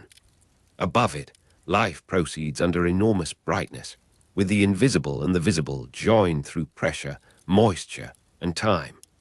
Herbert's fictional Ecology gives Arrakis a form of life that cannot be reduced to animals moving across its surface. The planet lives in layers, through buried exchanges and transformations that precede every visible event. The sand itself becomes a medium of communication between organisms, gases, water, and pressure. The spice is not simply a valuable substance waiting to be collected, and the worm is not simply a predator waiting to be feared. Each belongs to a wider pattern. Pardot Kynes studies that pattern, Liet Kynes carries its understanding among the Fremen, and the Empire repeatedly encounters its effects without fully accepting their cause. The desert remains difficult because it is not empty. It is organized, responsive, and quietly alive. Wind passes over a field of dunes and leaves behind a changing arrangement of lines. Some ridges are sharp as folded cloth, while others have softened into broad, low curves. The warmth presses upward from the sand, yet the spaces between the grains suggest depth and concealment. A distant vibration seems to gather and fade beneath the plain, too faint to identify and too persistent to dismiss. In the evening, dust would hang gold over this same ground, and after a spice blow, the air would carry sulfur through the light. Every condition belongs to the desert's changing surface. The light alters, the wind alters, and the sand shifts, while the hidden cycle continues below them all. You stand beside the old rupture as the day moves towards evening, and the ground no longer appears wounded. The crater has filled at its edges, the scattered spice has settled into the hollows, and the damaged equipment has become another shape among the dunes. No imperial ledger can record the complete event. It may list the weight of melange recovered, the cost of machinery lost, and the number of workers exposed to the gases. It cannot easily describe the sand trout that diverted water, the buried material that formed the pre-spice mass, or the juvenile stages that connect the blow with the worms. Those unseen elements remain essential even when absent from the account. The visible harvest is only one moment in the life of Arrakis. Evening light returns to the desert with a gentler color, turning suspended dust into thin gold clouds above the ridges. The air cools along your hands and face, though the sand still holds the day's warmth beneath its uppermost layer. A trace of sulfur lingers near the old opening, faint enough to mingle with the smell of dry stone. The hollow continues to narrow as warm grains collapse inward, and the sound is delicate, almost like rain heard from far away. Below, the imagined chambers remain cool and dark, filled with pressures that human instruments only partly understand. Above, the first stars appear through the fading brightness. Arrakis seems still because its deepest movements do not need an audience. The hidden cycle explains why water, spice, sand, and worms cannot be separated in the story. Water is dangerous to the mature sandworm, yet its movement through the concealed system helps begin the chain that produces melange. Sand trout remove moisture from the surface, but their gathering around water also creates conditions for pre-spice formation. The spice blow releases material into the open air, where imperial machines may harvest it, while the sand seas receive deposits in the territory of the worms. The mature worm depends upon aridity, and its species remains connected to juvenile forms that participate in the transformation of water and spice. Each apparent contradiction belongs to the same design. Arrakis survives through tensions that must remain balanced. Night descends once more, spreading blue shadow across the slopes and leaving the highest ridges pale beneath the stars.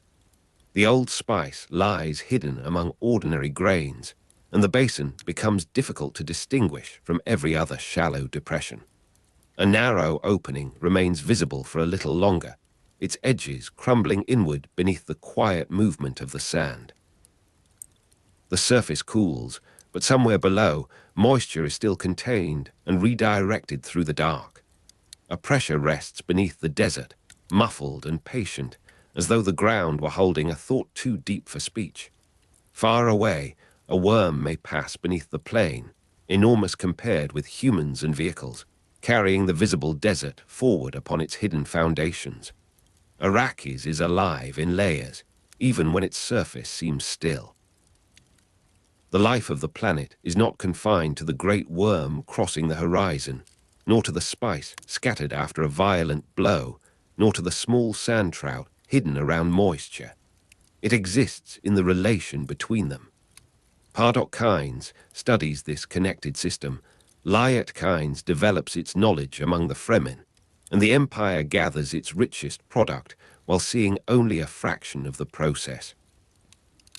Beneath every harvest lies a buried history, and beneath every quiet dune lies the possibility of pressure, transformation, and movement.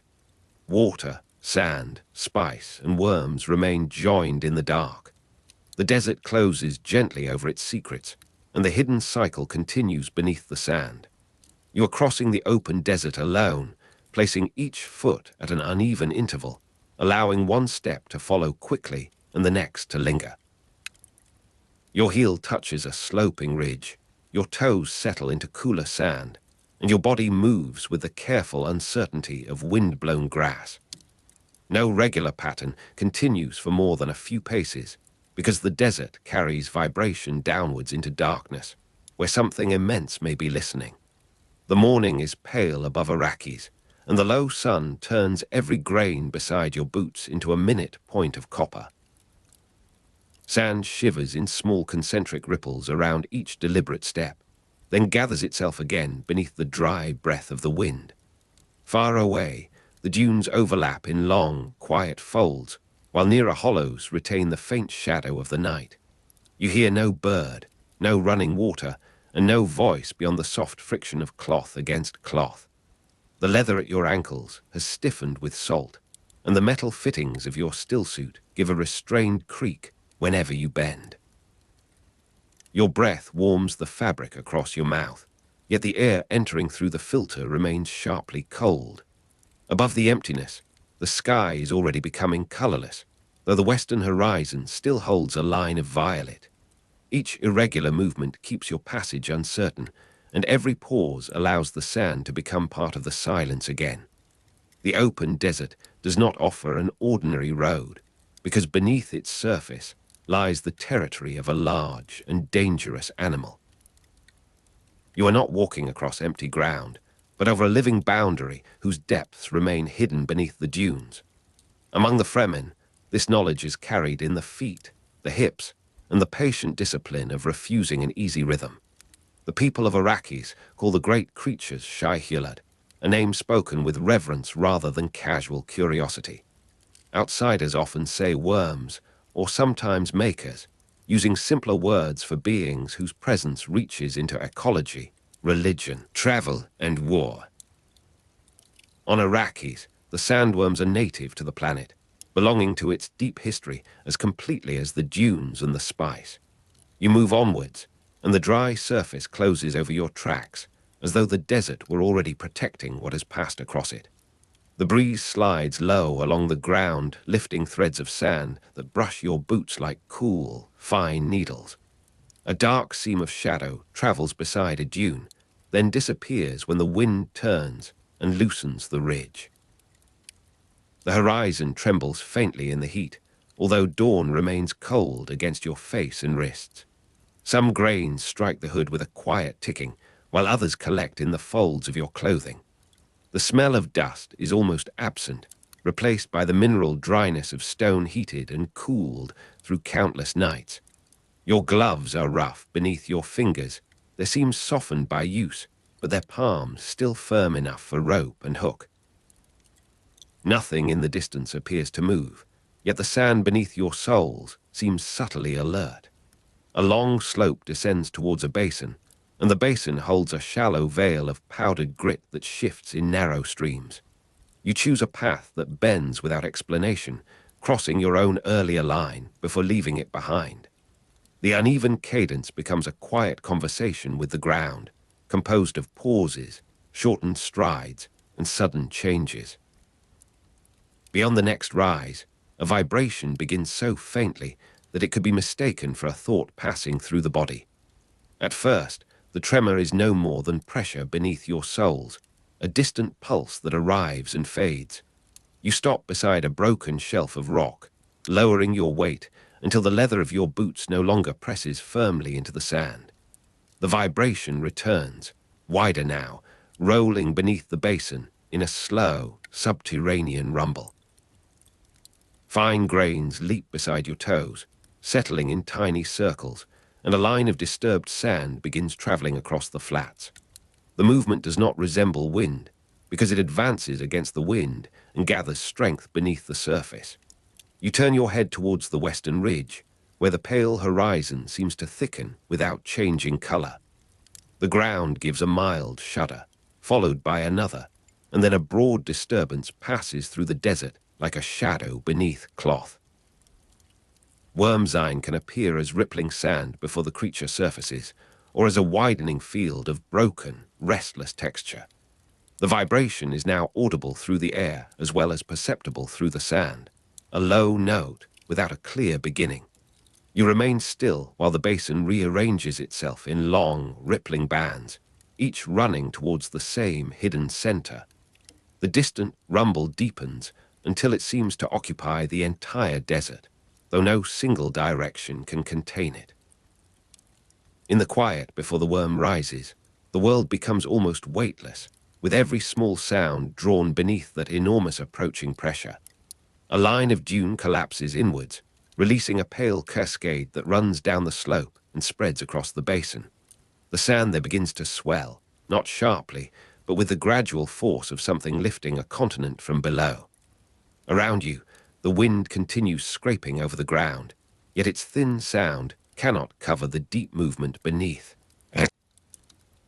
The rim of the basin darkens as grains slide into a widening hollow, and the hollow turns slowly towards the light. For a moment, the rising shape resembles a low hill moving against every other hill in the desert. Then the crest opens, and the vast mouth of Shai Hulud breaks through the sand. You stand far below the creature's upper curve, watching ridged hide emerge in sections from the rushing dunes. The worm rises with a scale that makes familiar measurements useless, its circular rings continuing downwards into the buried world. Dust pours from its flanks, flowing over the ridges in curtains that catch the early sun and become briefly golden. The mouth opens in layers, a cavern of revolving teeth and shadow, while the surrounding sand streams towards the enormous throat. Your body feels very small beside that motion, no larger than a dark mark on the lower slope of a dune. The creature's surface is not smooth, but built from immense overlapping plates, each ridge marked by weather and abrasion. Wind scrapes across the worm's ridged hide, producing a dry rasp that mingles with the deeper thunder of its movement. The smell of hot mineral dust reaches you, carrying something bitter and ancient from the interior of the sand. Shai Hulud turns slightly, and the turning shifts the basin itself, raising waves of grit along the creature's flank. No single feature remains still, because the worm is always traveling, even while its upper body seems to pause. The edges of its mouth disappear and return through dust, creating the impression of a moving landscape rather than an animal. You feel the air drawn inwards for an instant, then released in a warm gust that scatters sand across your boots. The creature's passage is a change in geography, a temporary mountain carrying its own weather and its own horizon. When the worm descends, the last visible ridges slide beneath the surface, and the basin continues trembling long after the mouth has vanished. You remain beside the rock until the subterranean rumble thins into the distance, leaving only wind and the faint hiss of settling sand. The desert has closed over Shai Hulud once more, though the disturbance remains written in broad, uneven scars. Your first task is not to run, because hurried footsteps would form a rhythm, and rhythm can invite the worm nearer. Instead, you turn your body sideways and let your steps become broken, measured, and difficult to predict. Each footfall lands on a different texture, sometimes a hard crust, sometimes a soft pocket, sometimes exposed stone beneath the sand. This lesson belongs to Fremen desert travel, which depends upon irregular, controlled movement across ground that carries every vibration. You cross a narrow shelf where the wind has polished the rock, then descend towards a field of darker dunes. Behind you, the place of emergence grows smaller, although its displaced sand remains visible as pale folds around the basin. The distant creature has left no ordinary track, only an altered arrangement of dunes and a memory held by the body. You continue until the sun lifts higher, and the shifting light removes the earliest shadows from the open desert. By noon, the same ground can appear entirely changed, with yesterday's ridges softened and new crests formed beside them. No marker survives for long unless it is built from stone, and even stone becomes half-buried beneath the patient work of the wind. The Fremen read these changes with a precision that Imperial surveyors often mistake for instinct. Where an off-world map shows blank space, your Fremen guide sees slope, texture, salt, shelter, and the possible direction of Shai-Hulud. You move beside a shallow depression, keeping one hand near the hooks wrapped beneath your cloak. The hooks are designed to grip and turn a worm's body, though their usefulness depends upon timing, courage, and practiced judgment. They are not simple tools for climbing, but instruments shaped around the living ridges of a maker. Their metal is dull rather than bright, avoiding unnecessary flashes beneath the sun. The handles are bound in leather, and the leather creaks softly when your fingers tighten around it. A maker cloth lies folded beside the riding gear, its woven surface thick enough to protect the body from abrasive hide and streaming sand. Nearby, a length of rope has been coiled into a compact circle, its fibers darkened by use and dust. The equipment rests beneath a low shelter of fabric, where the shade is narrow but sufficient to keep the metal from burning your hand. Fremen prepare without haste, because every movement in the open desert must preserve strength for the moment when strength becomes necessary. You watch the hooks being checked, their points tested against a block of hard wood, and their fastenings inspected twice. The riding gear is arranged for a rapid approach, with nothing left loose enough to catch the wind. The maker cloth is lifted, shaken free of sand, and folded again across the pack.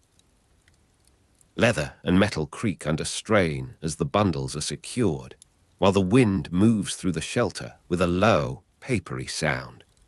No one treats worm riding as an ordinary mode of transport, because it remains a specialized practice requiring years of experience. Children may hear the stories early, yet only trained riders approach a living worm with hooks in their hands. The open desert offers no forgiving margin around a creature that can swallow vehicles and people without slowing. Even a broad crawler, built to carry machinery and workers, may vanish into Shai-Hulud's mouth like a small boat in dark water. A person on foot is less than a spark beside that hunger, and a careless rhythm may turn distance into danger. You stand at the edge of a dune while a group of harvesters works far beyond the western ridge. Their spice harvester is a broad mechanical body resting on articulated supports, surrounded by smaller vehicles and equipment. The machinery grinds against the sand, sending vibrations through the desert in patterns too regular to be mistaken for wind. Engines pulse, tracks bite, metal plates knock, and the disturbance spreads across a large area of Arrakis. Mechanical equipment creates vibrations audible through the air and perceptible beneath the sand, giving Shai-Hulud a broad invitation. Spice harvesters are especially vulnerable because their work requires them to disturb wide fields of desert for the sake of melange.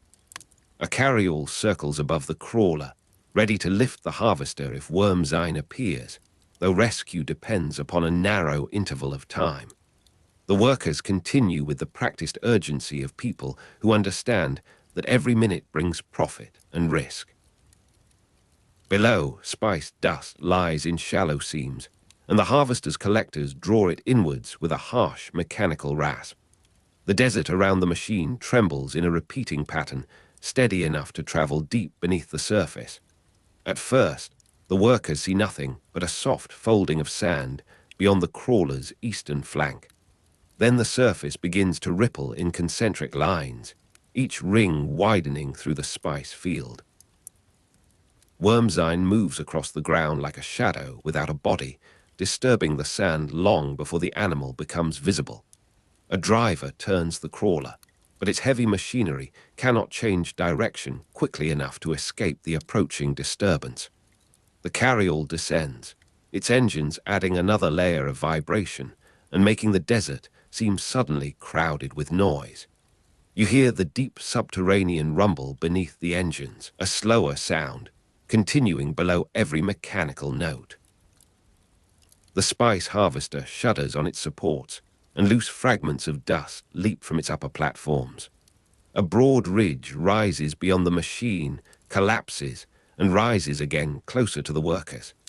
The sand opens in a widening arc, while the carryall struggles to position itself above the crawler.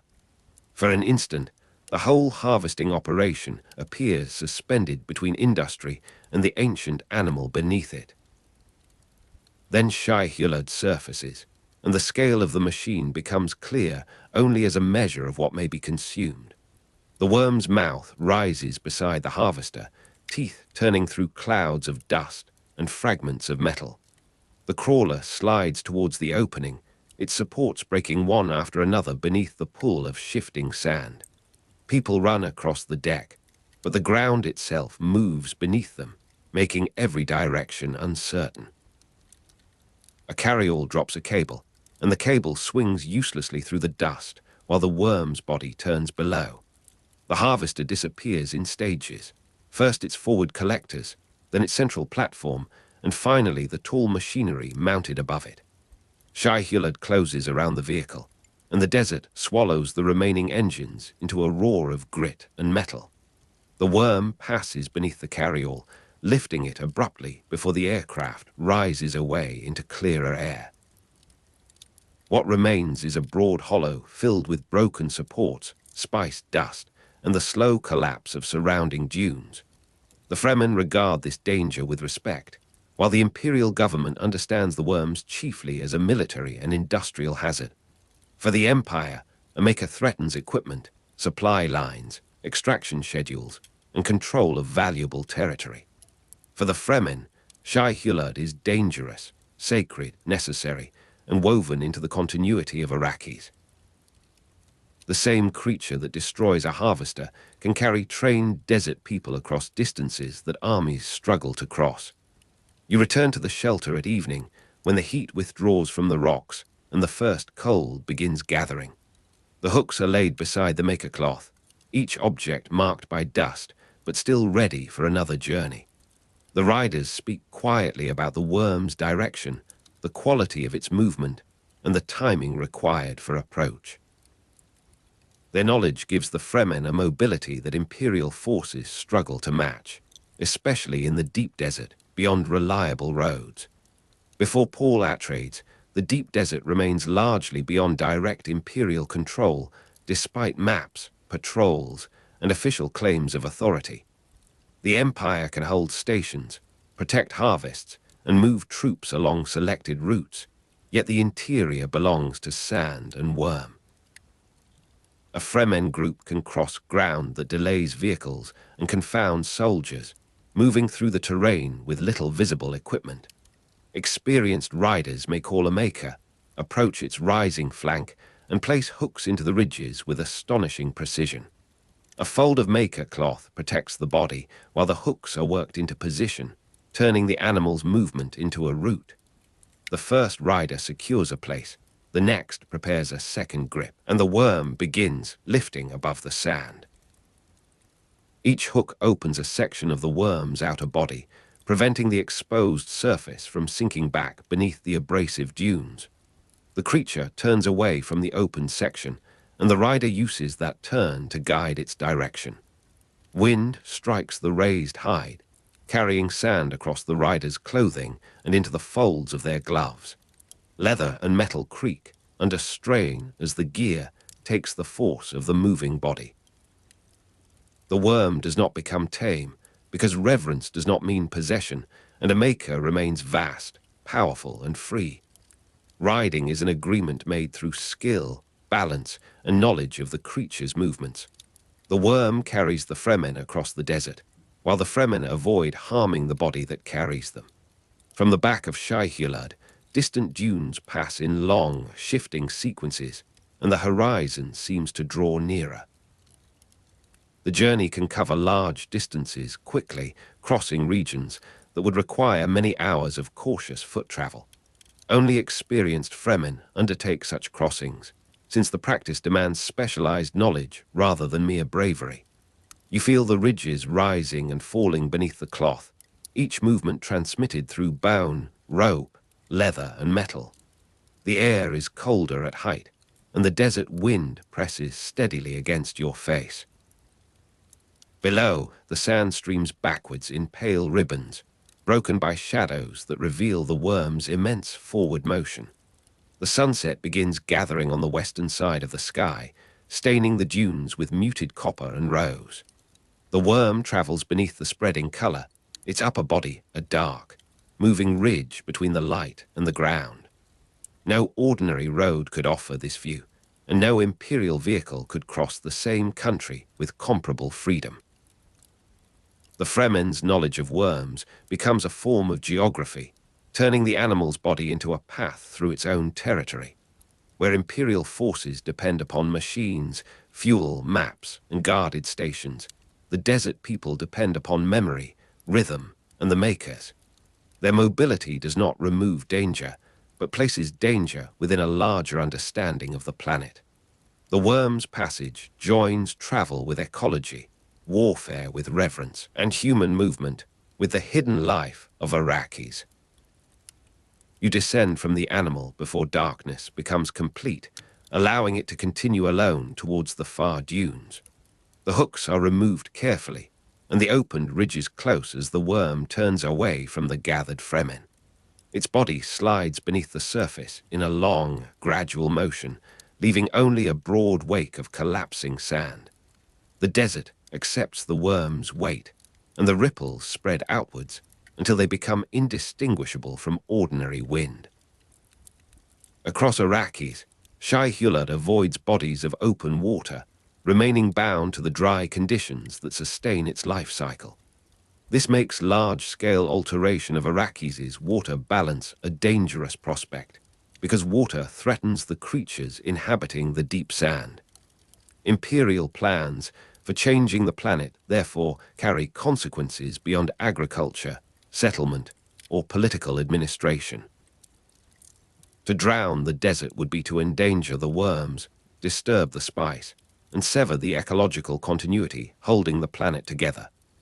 The imperial government sees this threat in terms of military stability and industrial supply, while Fremen thought includes sacred obligation. Beneath these different interpretations lies the same physical fact. Water and worms cannot be separated from Arrakis' future. The creatures provide both danger and ecological continuity, making their preservation inseparable from the planet's transformation. You stand beneath the cold stars above the moving desert, listening to the last vibration fade below the dunes. The night air has settled into the hollows, and a faint chill passes through the fabric at your shoulders. Every star appears sharp enough to touch, scattered across the darkness above a landscape that no longer shows where the worm traveled. The sand has smoothed itself in broad places, though tiny ridges still mark the edges of the former disturbance. A few grains move over your boots, pushed by a wind arriving from beyond the unseen basin. The metal hooks rest against the pack, their surface is cold and faintly rough beneath your fingertips. The maker cloth has gathered a film of dust, and its fibers hold the dry scent of the creature's ridged hide. When you shift your weight, the leather of your harness answers with a small creak that seems enormous in the surrounding stillness. Far off, a subterranean rumble returns for a moment, softer than before and moving steadily towards the southern horizon. The sound is not an announcement, but the ordinary continuation of Shai-Hulud beneath the open desert. You wait until the vibration has thinned, then begin walking with the same uneven care that carried you across the morning basin. One step is short, another travels around a patch of loose sand, and a third pauses beside a low stone. No repeated cadence gathers beneath your feet, and the sand receives each movement without forming a clear invitation. Arrakis lies open around you, immense and dark, with no walls to contain the wind or the hidden life below. The place where the harvester vanished is already becoming a gentle depression among the dunes. The machine, the workers, the rising mouth, and the vast turning body remain in memory, while the surface returns to quiet. In the distance, the worm moves away into the last afterglow of sunset, its ridged back briefly visible above the darkening sand. Copper light rests along the creature's upper plates, and each ridge catches the color before slipping beneath the horizon. The wind scrapes across the worm's hide with a dry whisper, carrying loose grains into the deepening night. For a few moments, the maker appears as a moving line between sky and desert, neither mountain nor storm, but something older than both. Then the final section of its body descends, and the sunset closes over the place where it traveled. The sand shivers in small concentric ripples, broadens into faint rings, and settles beneath the starlight. A deep subterranean rumble follows the worm into the distance, becoming softer until it resembles far-away thunder beneath sleep. Nothing remains on the surface except smooth dunes, scattered stones, and a few shallow traces already filling with dust. The desert is not empty, and it is not still, although its movements may remain hidden beneath an apparently endless calm. Around you, the cold stars remain above the moving world, while water, sand, spice, and worms continue their silent relation. Shai-Hulud is gone from sight, yet its passage remains part of Arrakis, joining danger with survival and reverence with knowledge. You walk slowly beneath the clear night, and the open desert receives you without a mark. The dust settles slowly around your feet as you approach the entrance to Asayach at the end of a dry march. A narrow opening appears between dark folds of stone, almost concealed beneath a shelf of rock polished by wind. The passage descends into coolness, and the heat of the open desert withdraws from your shoulders as though it has reached an unseen boundary. Inside, the air carries the dry mineral scent of stone, together with the faintest dampness rising from a hidden cistern. Your breathing changes beneath the stillsuit, becoming soft and filtered, while the cloth rests closely against your skin. The corridor is quiet, except for measured footsteps, the subdued creak of fabric, and a distant movement of water behind sealed walls. Small lamps burn in recesses, giving the rock a muted amber color, and each flame seems carefully guarded against waste. You follow the chamber's curve and enter a broad room where several Fremen wait beside a shallow basin. A woman holds a narrow vessel in both hands, while an older man watches the water level without blinking. The water is counted before anyone speaks. One measure is poured, then another, with the solemn precision of a weighing ceremony. At the end of the march, every returning traveler is assessed not by comfort or appearance, but by the moisture preserved within body and suit. For the Fremen, water is the central measure of survival and social value, and its accounting reaches into every corner of life. You stand beneath the stone roof while names are spoken, vessels are marked, and the remaining supply is entered into memory. There is no casual abundance in the chamber, no broad stream, no overflowing pool, and no gesture suggesting that water may be taken for granted. The Sayach receives its people as a living storehouse receives grain, protecting each portion against the long arithmetic of drought. A single drop falls into a basin, and the sound is so slight that it seems almost imagined. The basin's surface trembles beneath the lamp, holding a small reflection of the stone ceiling. Cool cloth presses against your wrists where the stillsuit seals its fittings, and filtered breath passes back through the fabric with a faint, dry whisper. All around you, the walls retain the night's chill, shielding the chamber from the white furnace above. Fine dust lies in the seams between the floor stones, though the central path has been swept clean. A clay cup rests on a ledge, its rim darkened by years of careful handling. The hidden cistern gives the air a delicate dampness, too slight to be called a smell, yet unmistakable once noticed. Nothing here is extravagant, and nothing is without purpose. The lamps are low, the vessels narrow, and the corridors turn inward, away from the open desert. Even silence appears to have been conserved. You remain near the basin, while the last traveler removes a glove and presents a hand for inspection. The suit has gathered dust along its seams, and the wearer's face is drawn beneath the dark folds of the hood. A steward tests the seals, checks the filters, and examines the cooling passages that have kept the body's moisture from escaping. A stillsuit is not merely clothing, but an intimate machine worn against the skin, a quiet arrangement of fabric, tubes, valves, and absorbent layers. Perspiration is collected close to the body, passed through filters, and returned as drinkable water. The cooling system draws warmth away from the flesh, while the suit's outer surfaces limit the loss caused by wind and sun. Each breath is softened by the fabric before it leaves the mouth, and each movement takes place within a carefully maintained exchange. A correctly worn stillsuit allows a person to survive for extended periods in the desert, provided that discipline accompanies its design. The Fremen learn its use as naturally as they learn to walk over shifting sand. You watch a child beside the wall adjust a shoulder seal under the guidance of an older relative. The gesture is small, practiced, and serious, because a poorly fitted suit can lose more water in an hour than a careful person can recover in a day. Stillsuit performance depends upon maintenance, fit, and disciplined use, and none of these can be separated from habit. A damaged filter may turn survival into thirst. A loose fastening may allow precious vapor to drift away. An unclean tube may obstruct the return of water when the body most requires it. The Fremen regard careless loss of water as a serious offense, not because they lack compassion, but because waste places others in danger. You hear the steward explain a fault in a low voice, naming the repair required and the ration withheld until the work is complete. Now anger rises in the room. The correction is accepted as a matter of law, as ordinary and necessary as closing a door against sand.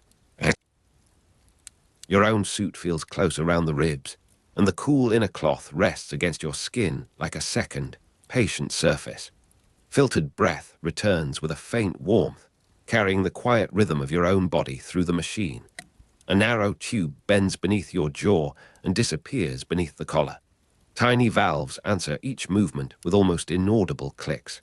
The fabric at your knees is softened by repeated use, while the outer weave remains rough enough to resist the abrasive wind. Dust has entered the folds, yet the interior remains dry and controlled. Within the protected chamber, you can feel how easily a body might forget the desert. The air does not strike your face, your lips do not crack beneath the sun, and no bright horizon waits beyond the walls. Still, the suit remains present in every breath. It reminds you that comfort has been built from vigilance, and that even rest depends upon a system kept in working order. When the inspection is complete, the returning travelers are allowed to remove their stillsuits. This is possible because the Sayach is a protected, controlled environment, sealed from the desert's heat and guarded against unmeasured evaporation. The garments are hung on wooden frames, where their filters can be cleaned and their seams examined by lamplight. Your shoulders feel strangely light without the layered fabric, although the memory of its closeness remains upon your skin. A meal is distributed in small portions, and water is passed only after the names of those present have been recorded. Hospitality begins with accounting. The guest is welcomed through an exact acknowledgement of what the community can spare. A cup is filled to a particular line, neither generously above it nor carelessly below. You lift the vessel and drink slowly, feeling the coolness pass through your mouth and throat. No one watches with suspicion, yet everyone understands the meaning of the gesture. To accept water is to enter a temporary relationship of obligation. The person who offers it gives something that belongs in part to the community, rather than only to the individual whose hand carries the cup. Among the Fremen, water is personal because the body is personal. but communal because survival is shared. The distinction is carried through etiquette, marriage, mourning, and political authority. A guest who wastes water insults more than a host. Such carelessness suggests that the guest has failed to understand the conditions under which the Siach exists. You sit beside the chamber wall while the meal continues in subdued conversation. The stone beneath you is cool enough to draw warmth from your clothing, and its rough surface bears faint marks left by tools. Beyond the room, the corridors extend into darkness, branching towards sleeping quarters, workshops, reservoirs, and hidden exits. A curtain of woven fiber hangs across one opening, moving slightly whenever air passes through the ventilation shafts. The lamps cast narrow pools of light, leaving the ceiling in shadow. Somewhere nearby, a valve closes with a soft wooden knock. Further away, a spoon touches the rim of a cup and then becomes still. The faint dampness of the cistern remains within the air, protected beneath layers of stone. Your meal carries traces of spice, salt, and roasted grain, while the water leaves a clean, mineral taste behind. The entire room seems arranged around the knowledge that nothing valuable should be exposed unnecessarily. You are taken next to a chamber where the dead are remembered and their remaining water prepared for release.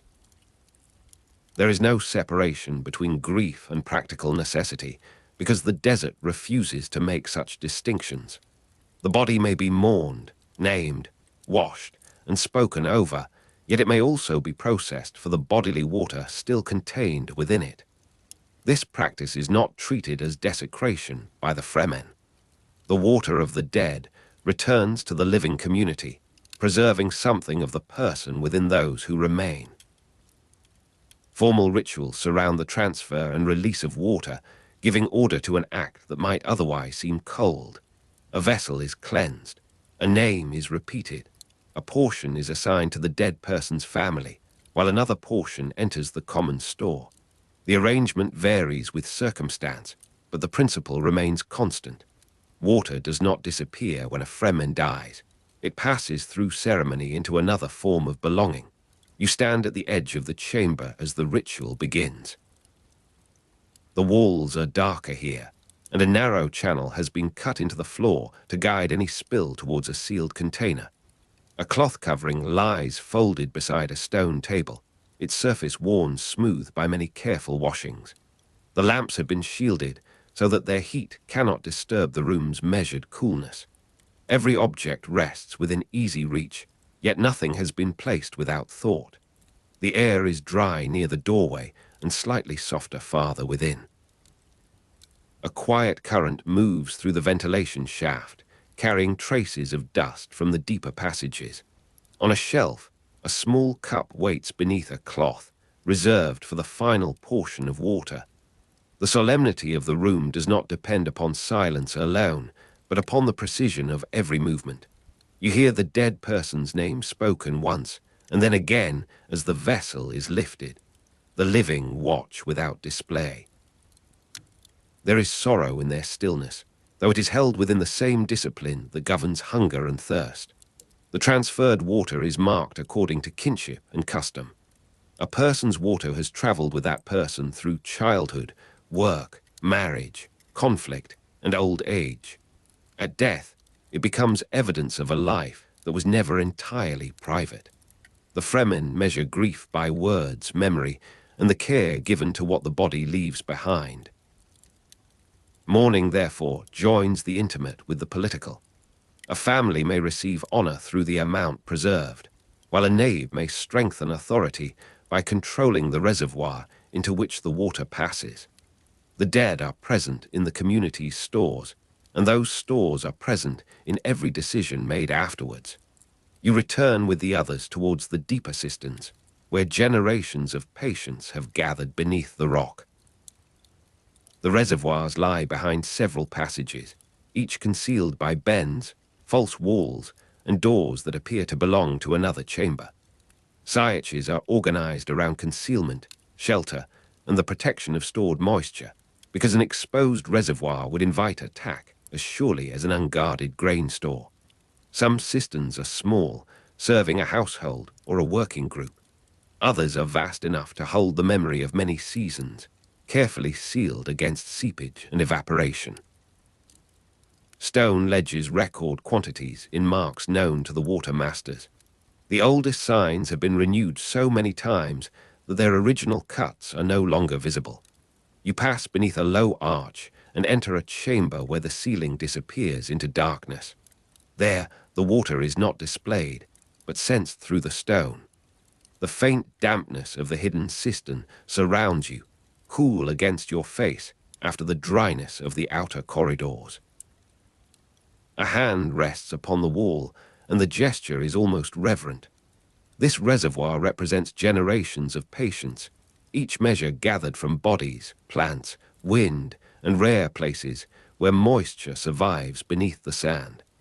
The Fremen collect water from bodies, plants, and other scarce sources, using methods refined through long observation.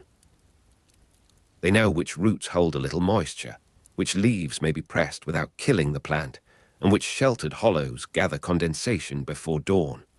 The water masters remember old storms, forgotten springs, and changes in the behavior of the dunes. A narrow vessel is lowered into the cistern, and the liquid answers with a muted echo. The sound travels along the chamber's walls like a distant memory. You see no broad surface, only darkness and the slight movement of a rope. Somewhere above, the desert wind passes over the stone.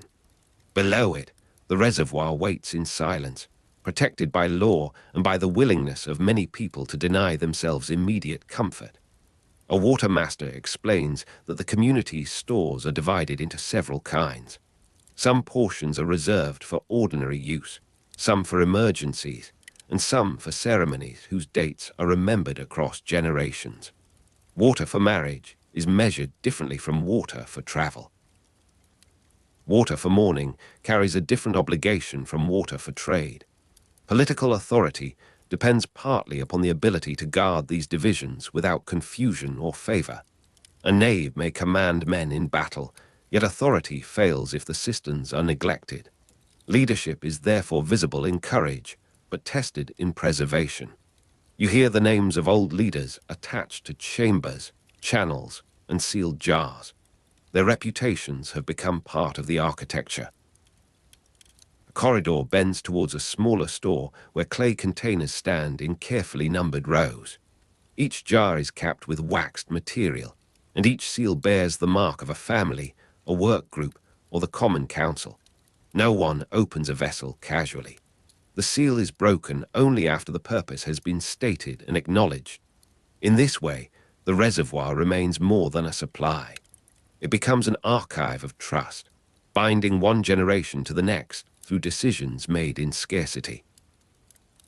The chamber floor is cool beneath your bare feet, and the stone has a soft, granular texture beneath your fingers. Thin shelves line the walls, their edges rounded by countless touches. A clay jar gives off a faint, earthy scent where its surface has absorbed old moisture. The darkness above seems thick enough to hold the silence in place.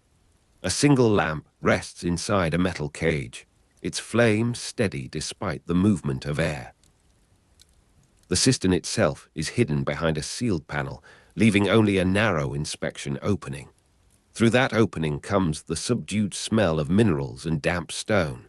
You can hear drops falling somewhere beyond the wall, though their intervals are too long to measure comfortably.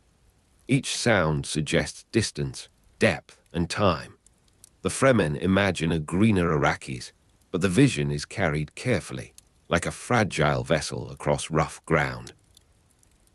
Pardok Kynes first gave the ecological vision a coherent shape, linking scattered hopes to a deliberate program of planetary change. His son, Lyet Kynes, carried that vision into the desert and into the political life of the Fremen. Under their influence, gardens, planted hollows, and hidden reservoirs became signs of a future that might belong to those who patiently prepared it. You imagine a world where the dunes are interrupted by grasses, shrubs, and trees. The thought travels through the Sayach without needing to be spoken. It appears in the care given to a seed, in the protection of a small leaf, and in the quiet pride surrounding a concealed planting place. Yet the vision is not simply a wish for pleasant scenery. Terraforming Arrakis would require changing the relationship among plants, water, sand trout, and worms. Each part of the desert's ecology is connected to the others through processes older than human settlement. To add water is to alter the balance upon which spice depends. To change the plants is to change the sand. To change the sand is to change the conditions in which the worms move and live. You walk through a protected garden within the Siyach, where the air is cooler and the light has been softened by woven screens. A few leaves rise from dark soil, narrow and dusty, with pale veins visible along their surfaces. They are treated as precious and dangerous, guarded from careless hands and excessive watering. The green is beautiful, yet it does not appear innocent. A single leaf may represent years of planning, while its roots may draw upon a reserve needed elsewhere. The soil remains dry at the surface, and tiny grains cling to the edges of the planting beds. Water is delivered by drops, not by pouring, allowing each root to receive only what has been assigned. A basin catches the excess, though almost none escapes into it. The leaves tremble when air moves through the screen, making a sound like delicate paper. You remain among the plants while the watermaster describes wind traps used in suitable conditions. These structures rise in hidden places where air currents can be guided across cool surfaces. When the atmosphere contains enough moisture, condensation gathers and runs into sealed channels. The yield is never guaranteed, and the device must be maintained with the same patience as a stillsuit or cistern. Wind traps cannot turn the desert into a garden by themselves. They provide small quantities, gathered from conditions that might pass unnoticed by less attentive people. The Fremen watch the air, the temperature of stone, and the direction of night winds. Their knowledge is practical, cumulative, and inseparable from memory. A wind trap may be associated with a particular family, a particular season, or a storm remembered by name. Its operation becomes another form of law. The structure may be repaired by many hands, but its water enters the community's reckoning. You stand beneath the trap's enclosed frame while a faint current moves across your cheeks.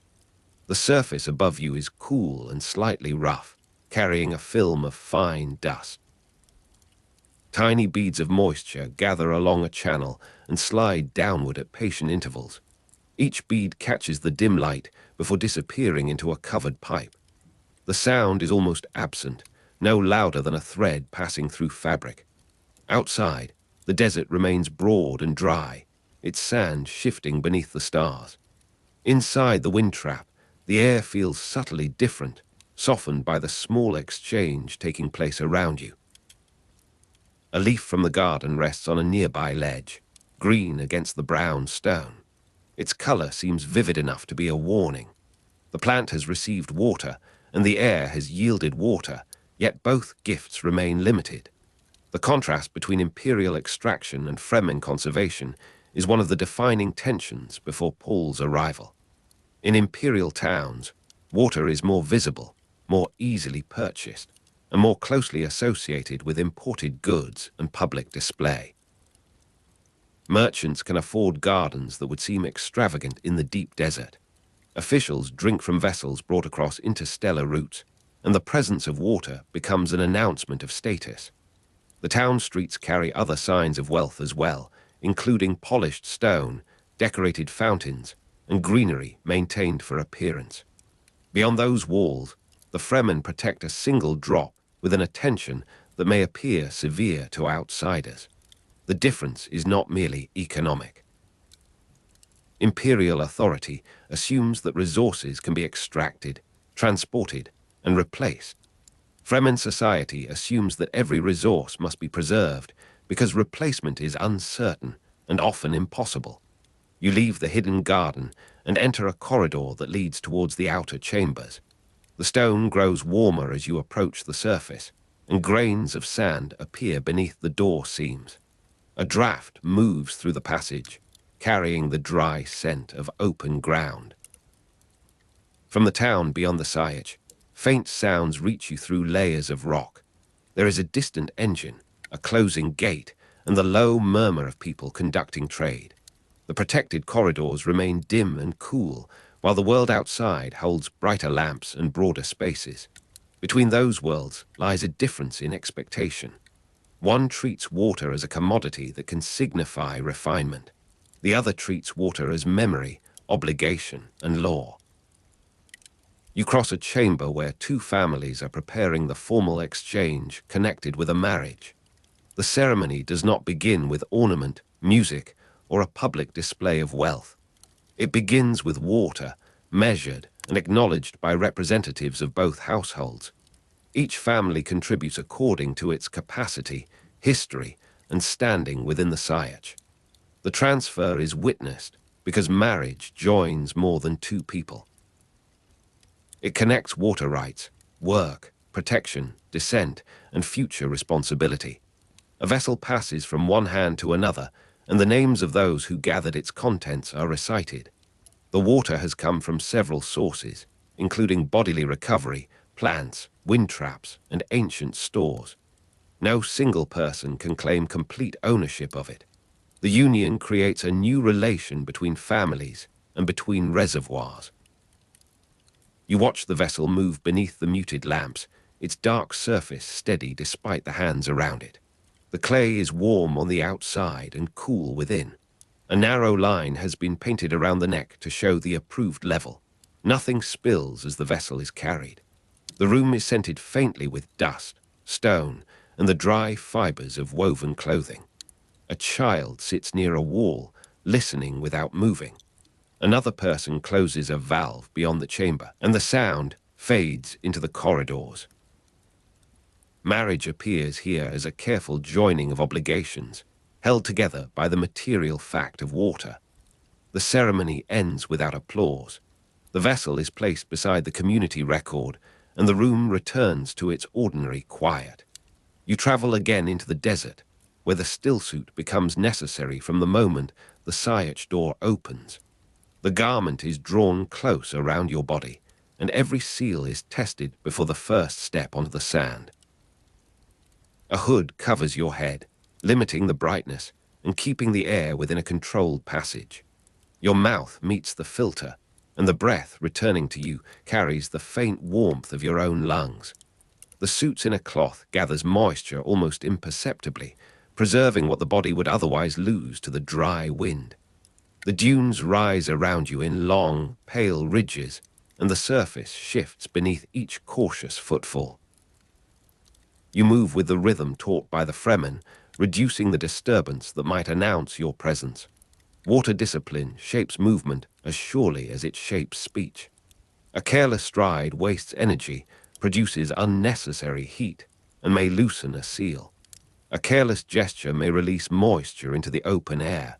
You cross the sand beneath a sky so clear that the stars appear close enough to touch. The stillsuit cloth is cool where it lies beneath your arms, and the fitted layers follow the body without fluttering. Each step meets a changing surface, firm for an instant and then softening beneath your weight. Wind moves over the dune crest with a dry, grainy hiss. No plant grows nearby, and the empty ground seems to hold its own austere beauty. Within the hood, your breathing remains near and measured. The suit does not remove the desert. It brings the desert into intimate awareness, making every breath, movement, and drop part of the same economy. You think of the dead water stored in the Sayach, and of the living water moving through your suit. The two forms of preservation are linked by the same belief that no moisture should vanish without purpose. A body becomes a vessel during life and a resource after death. A stillsuit becomes a companion during travel and an object of communal responsibility when its wearer returns. The Fremen customs surrounding water create a boundary around excess. To waste is to injure the people whose survival has been tied to your restraint. This principle governs hospitality, where a guest is offered enough to remain honored, but not enough to endanger the hosts. It governs grief, where the dead are treated with dignity while their remaining water is returned to those who continue. It governs authority, where leaders are judged by the protection of stores and the fairness of their release. Even friendship is measured through the willingness to share without pretending that abundance exists. The sand beneath you shifts in a long, slow movement, and the horizon remains unchanged. Heat presses against the outer fabric, though the cooling system keeps your skin from becoming unbearable. A grain of sand rests against your cheek behind the hood.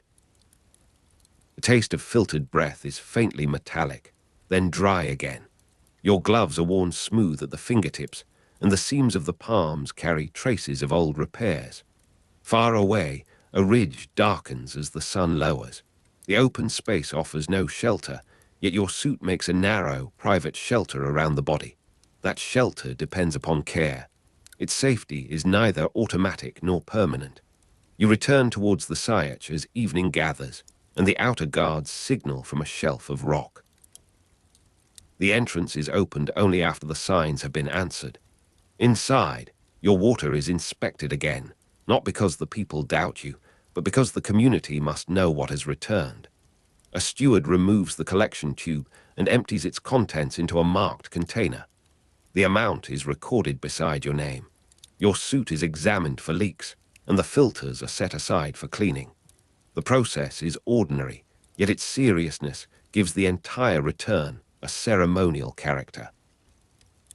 You have crossed the desert, and the water preserved within you has crossed it as well. The Sayach receives both. Stone corridors gather the last warmth of the day and hold it above the floor. The lamps have been lowered, leaving the passages in a dusky amber haze. A faint dampness rises from the cisterns whenever a sealed door is opened. Cloth brushes against stone as people pass in opposite directions. Somewhere in the lower chambers, water is being poured into smaller vessels for the evening meal. One drop strikes a basin, then another follows after a long interval. The sound travels through the quiet like a tiny bell without a metal note. Your suit hangs beside the others, its dark surface marked by pale dust. Beyond the walls, night has settled over Arrakis. You enter the council chamber where the older Fremen speak of the future in voices kept low by habit. Pardok Kynes and Lyot Kynes are remembered as people who saw possibility beneath apparent desolation. Their ecological plans promised that Arrakis could support more life, more shade, and perhaps greater freedom from the strictest laws of thirst. The vision has endured because it offers the community a direction beyond survival. Yet it has never been simple. A greener Arrakis would require reservoirs large enough to alter the movement of water across the land. It would require plants capable of surviving in sand and heat while also changing the conditions around them. It would involve sand trout, whose relationship with water helps maintain the desert's present form. It would affect the worms, the spice cycle, and the economy that binds Arrakis to the wider Imperium. The dream, therefore, contains both hope and danger. You sit along the chamber's edge while a map is unrolled across a stone table. The surface is covered with lines, dots, and faint color marks showing basins, planting sites, wind directions, and old waterworks. A single green mark represents a place where leaves have survived. It is treated with the caution given to a concealed weapon. The map's parchment feels dry and thin beneath the fingers of the person holding it flat. A lamp burns above the table, and its heat rises towards the shadowed ceiling. The chamber smells of dust, wax, and distant minerals. No one speaks loudly enough to disturb the corridors beyond. The future is discussed as though it were water inside a sealed vessel, precious because it might be lost. You hear that the Fremen do not regard every form of greenery as harmless. Plants can protect soil, provide shade, and gather life, yet their growth may also draw water into places where the worms cannot tolerate it. Water can threaten the worms and the spice cycle, even while it offers relief to human beings. The desert's dryness is therefore not merely an enemy. It is also part of the living arrangement that sustains sand trout, worms, spice, and the society built around them. To flood Arrakis without understanding that arrangement would be to exchange one danger for another. The Fremen imagine green leaves, but they also understand the cost of disturbing the old balance. A sealed door closes beyond the council chamber with a deep wooden sound. The lamps tremble, and shadows move along the map like slow clouds. A few leaves from the inner garden have been placed in a shallow bowl beside the table. Their surfaces are dusty, their edges slightly curled, and their green color seems almost too bright for the stone surroundings. The bowl contains no visible water. Its presence is enough to suggest both abundance and risk. Cool air descends from a shaft above, bringing the faint smell of sand. The chamber remains protected from the heat, though the desert's vastness is never entirely absent. You can hear the low movement of people in distant rooms, each footstep absorbed by the stone. Beneath everything lies the hidden water, silent and patient. You remain with the council until the lamps burn lower and the map is folded away. The reservoirs will continue to be counted. The wind traps will be checked before dawn. The stillsuits will be cleaned, repaired, and fitted again against the skin. The dead will be remembered through the water they return to the living. Marriage will join families through measured vessels, and hospitality will offer only what the community can spare. In these customs, water becomes more than a substance. It becomes etiquette, mourning, inheritance, political authority, and the quiet grammar of belonging. Imperial towns may display imported water in fountains and gardens, but the deep desert communities preserve their wealth where no visitor can easily see it. The hidden cisterns are full of patience. Their darkness holds the labor of generations. The final corridor leads towards a narrow opening above the dunes, where you stand beneath the stars once more. Cold air crosses your face, and the desert extends in every direction without boundary. Below the rock, the Sayach guards its reservoirs, families, records, and carefully measured hopes. Somewhere beneath the sand, the worms move through the darkness, carrying the old rhythm of Arrakis within their enormous bodies. The possibility of green leaves remains distant, quiet, and persistent. It rests beside the danger of water, the future of spice, and the patient work of Pardot kinds and Lyat kinds. You look across the dunes and feel the weight of a world balanced upon relationships too old to be altered carelessly. Water may bring shade, gardens, and relief. It may also change the sand, trouble the sand trout, threaten the worms, and disturb the cycle upon which every power depends. The dream of a greener Arrakis waits beyond the night, neither rejected nor guaranteed. Within the Sayach, a single drop falls into a basin. The sound rises through the protected stone and disappears into the desert air. Beyond that small basin, beyond the sleeping chambers and narrow passages of the Sayach, another world continues to count the value of water, spice, land, and blood.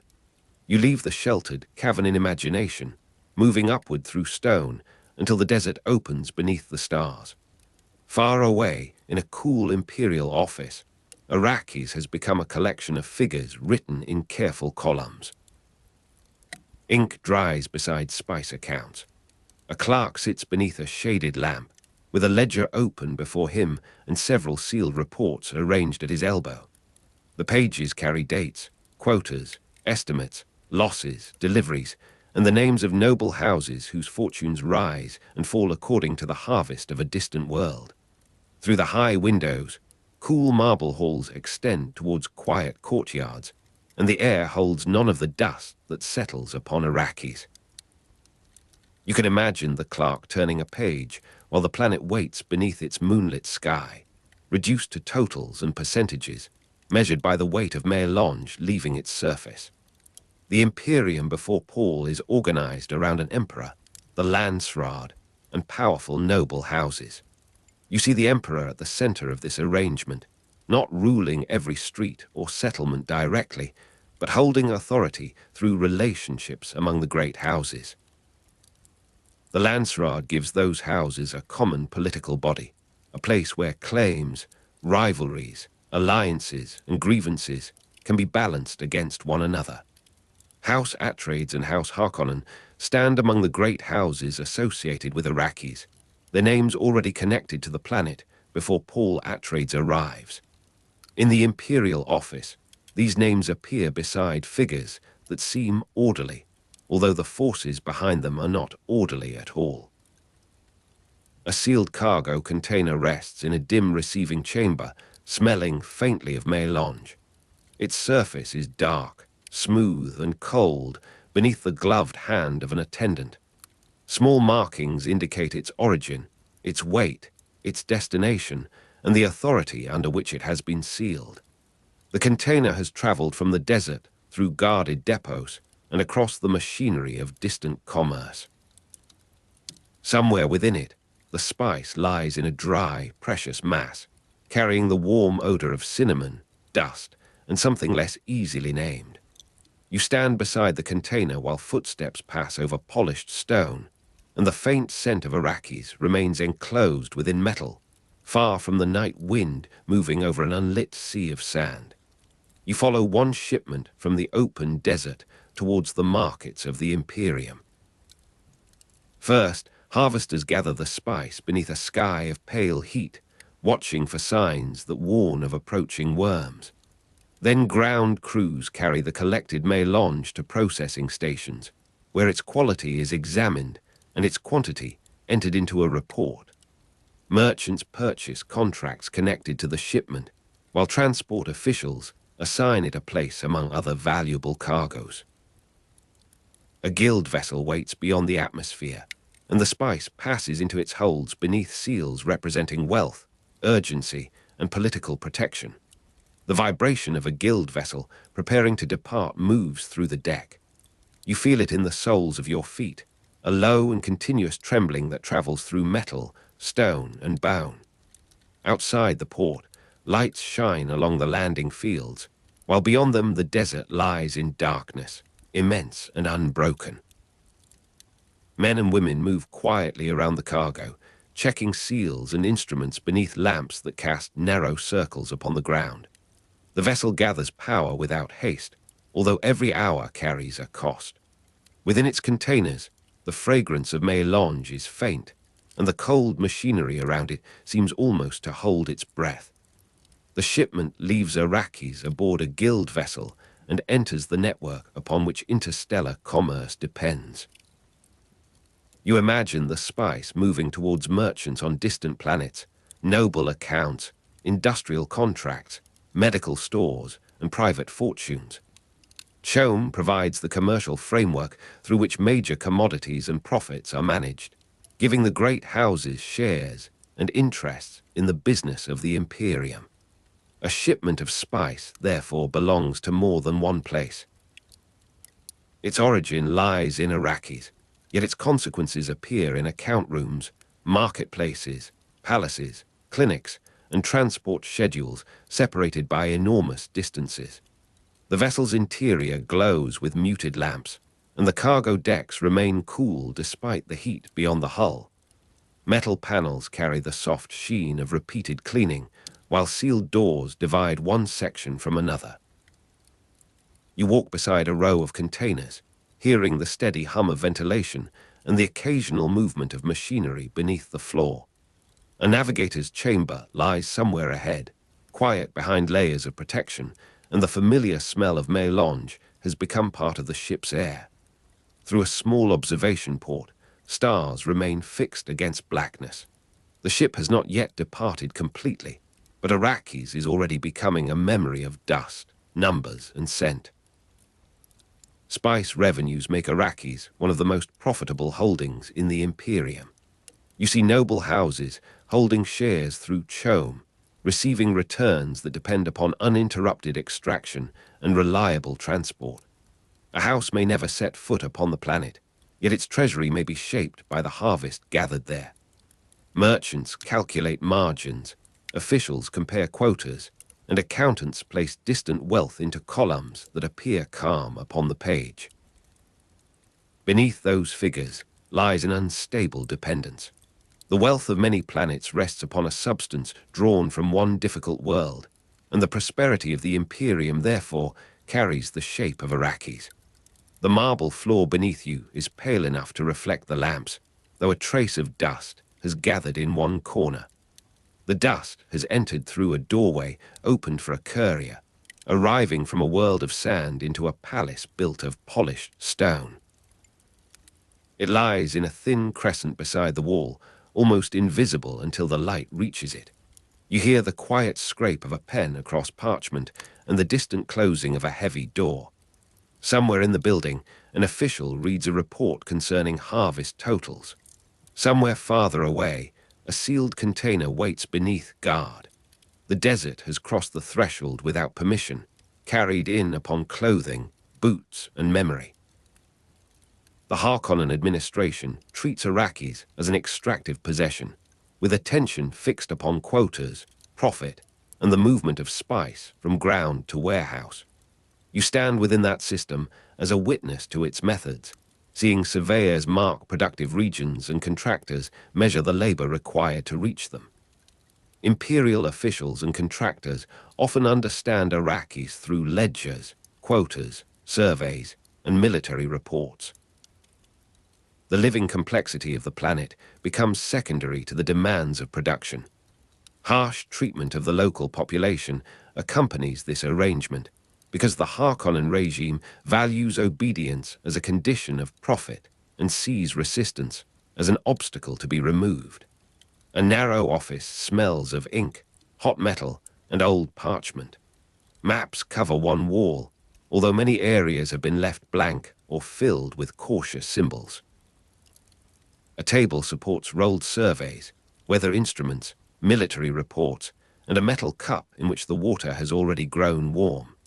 You rest your hand beside a stack of quota sheets and feel the rough grain of paper beneath your fingers. Outside, engines pass through a fortified compound, their sound fading into the dry distance.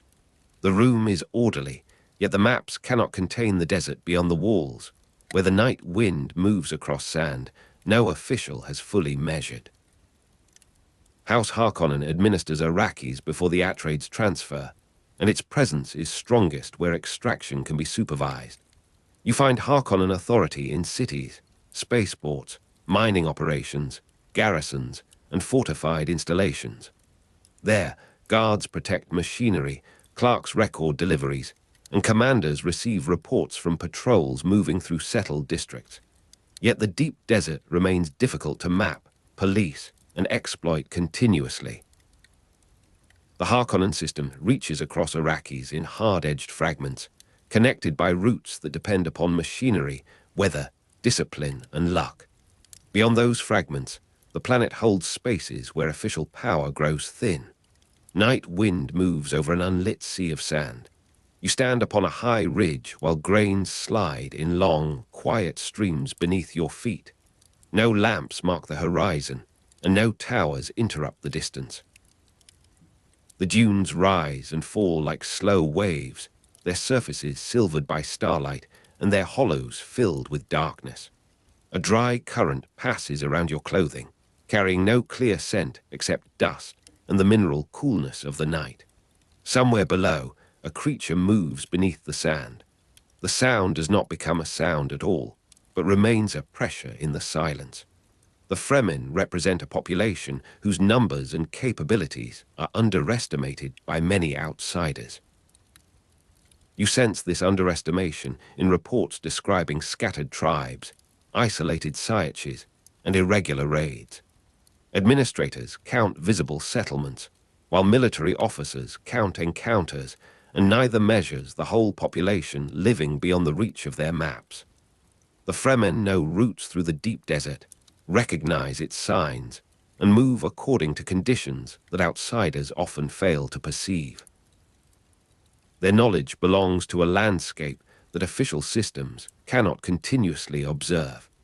Arrakis therefore contains a power that does not appear clearly in imperial accounts.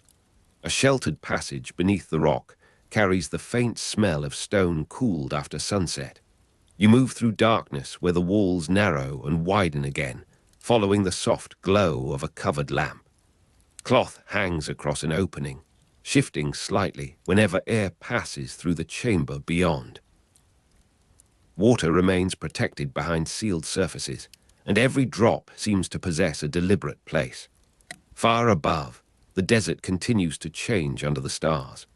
The tunnel does not echo with machinery or military orders.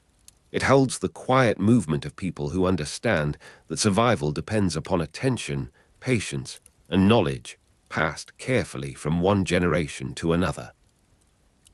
The contrast between the Harkonnen administration and the deep desert explains much about the political danger of Arrakis.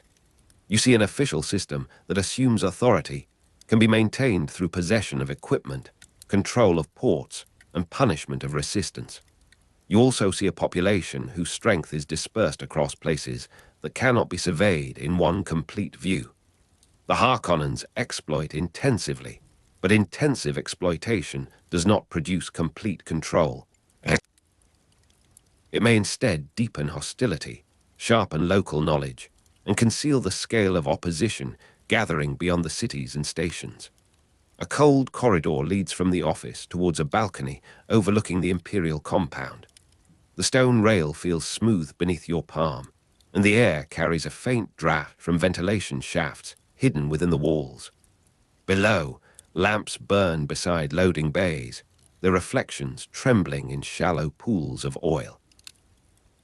Workers move between buildings with measured steps, while a guarded vehicle waits beneath an awning. Beyond the last wall, darkness begins suddenly, without the gradual transition found in ordinary landscapes.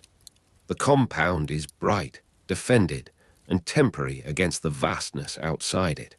The Emperor can use control of Arrakis to reshape the balance of the great houses. You watch political calculation gather around the planet, because whoever administers its spice production receives wealth, influence, and dangerous visibility. The Emperor's authority depends partly on balancing the great houses against one another. House Atreides possesses loyalty, reputation, and military strength, while House Harkonnen possesses wealth, ruthlessness, and an established connection to Arrakis. By altering which house holds the planet, the Emperor can change the distribution of power without openly declaring war against either one. A document lies open beneath a paperweight carved in the shape of a bird. The writing is precise, and the ink has dried to dark brown along the edges of the letters. Several seals have been broken and replaced, each one indicating a different stage of permission. You see the names of offices, committees, merchants, and noble representatives arranged across the page. No desert wind reaches this room, and no sand gathers in its corners. Yet the decision written here will travel towards Arrakis, crossing the distance between cool marble and heated rock. The page remains still while consequences begin to move. The Imperial decision to transfer Arrakis to house Atreides becomes the political event that begins the novel's main crisis. You hear the announcement as a formal arrangement, shaped in the language of honor, administration, and lawful authority. House Atreides receives responsibility for the planet, and the change can be presented as a mark of imperial confidence. Yet the honor is also a trap, because the transfer places the Atreides directly against Harkonnen interests while surrounding them with expectations they cannot safely refuse. Arrakis is offered as a gift whose weight becomes clear only after it has been accepted. The chamber where the decision is discussed remains cool, even as lamps burn steadily along the walls. You stand near a window of thick crystal and see no landscape beyond it, only the pale reflection of the room. A quiet fragrance of wax and ink mixes with the distant metallic smell of sealed machinery. Servants move without speaking, carrying messages from one office to another. The floor keeps the days cold beneath its polished surface. Somewhere in the building, a clerk adds a line to a ledger, and the scratch of the pen seems to continue long after the hand has lifted. House Atreides, therefore, looks towards Arrakis with caution, even before Paul arrives. You see the house receiving a responsibility that promises wealth and status, while recognizing that its predecessor will not surrender the planet willingly. The transfer places Atreides' authority at the center of an existing system of exploitation, political resentment, commercial urgency, and military danger. It also gives the Emperor a means of testing the house. If Atreides succeeds, its power may grow. If it fails, the balance of the Imperium may be restored through the disappearance of a rival. A spice account remains open beside a lamp whose flame bends slightly in filtered air. The page records a quantity harvested, a quantity lost, and a quantity expected from the next operation. Between the columns, a small stain has spread into the paper, its color the pale brown of sand after distant rain. The clerk's sleeve brushes the margin as another figure is entered. You hear no desert insects, no distant machinery, and no warning call from a watchtower. The office contains only paper, ink, and the low vibration of a building, designed to preserve valuable information. Spice production links the local economy of Arrakis to the wealth of distant planets. You follow that connection from the hands of workers and contractors to the accounts of merchants, then from commercial houses to Chome holdings and noble treasuries. The harvest supports transport, trade, medicine, longevity, and political continuity across the Imperium. Any disruption to spice threatens commerce and stability throughout the system. A late shipment may become an accounting problem, while a prolonged interruption becomes a crisis that reaches beyond any single house. The sealed container rests in darkness after the cargo chamber has been closed. Its metal skin holds a faint warmth from the journey, though the surrounding air remains chilled by the ship's systems. You pass close enough to detect the enclosed scent of mélange, subtle and persistent beneath the sharper odor of oil. A locking mechanism clicks into place, followed by another, and then another. The sound travels down the empty deck before fading. Beyond the hull, stars wait without movement, while somewhere far below, the dunes continue their silent rearrangement. The spacing guild depends on continued spice supply for interstellar transport, making Arrakis essential to every power that wishes to move beyond its own world.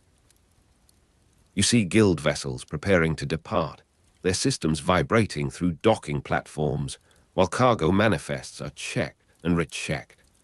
The guild's dependence places limits upon every political decision concerning the planet. The value of Arrakis encourages rivalry, while making open destruction of the world unacceptable to the Imperium. No faction can easily claim that victory would be worth the collapse of the system supporting its own movement and wealth. A guild hangar opens towards the darkness, where cool air meets the heat of engines. You stand beneath the vast curve of the roof and watch vapor drift from a vent near the floor. The vessel's hull rises above you, smooth and almost without ornament, while service crews move beneath it like quiet figures in a cathedral. The vibration grows stronger as the engines prepare, passing through the soles of your feet and into the surrounding stone. A worker closes a final panel, and the hangar returns to stillness for several breaths. Outside, the port lights tremble against the desert night. The Bene Gesserit have a long-standing interest in spice and in the peoples of Arrakis. You see their attention extending beyond the immediate value of mélange, towards the histories, lineages, customs, and possible futures shaped by the planet. Their interest adds another layer to the imperial system, one not fully visible in Chome records or military surveys. Arrakis is not merely a source of commercial wealth, but also a place where human adaptation, religious expectation, and inherited plans have developed over generations. The Bene Gesserit therefore watch the planet with patience, gathering meaning where administrators see only production. A quiet room contains shelves of correspondence, each bundle tied with a different colored thread. The paper carries scents of dust, wax, and faintly bitter herbs. You move along the shelves while lamplight rests upon the spines of sealed files. No machinery disturbs the room, although a low vibration can occasionally be felt through the floor from distant transport systems. On one table, a shallow dish holds a trace of spice whose fragrance has settled into the wood. The air seems warmer around it, and the silence seems more deliberate, as though the room itself were waiting for conclusion, not yet written. The peoples of Arrakis remain difficult to separate from the planet's ecology. You see how Fremen customs emerge from scarcity, how movement follows water, and how knowledge of sand becomes a form of power. Outsiders may call the Fremen disorganized because their organization does not resemble an imperial office, a military hierarchy, or a chome ledger. Yet their sciaches, alliances, rituals, and roots connect lives across the desert.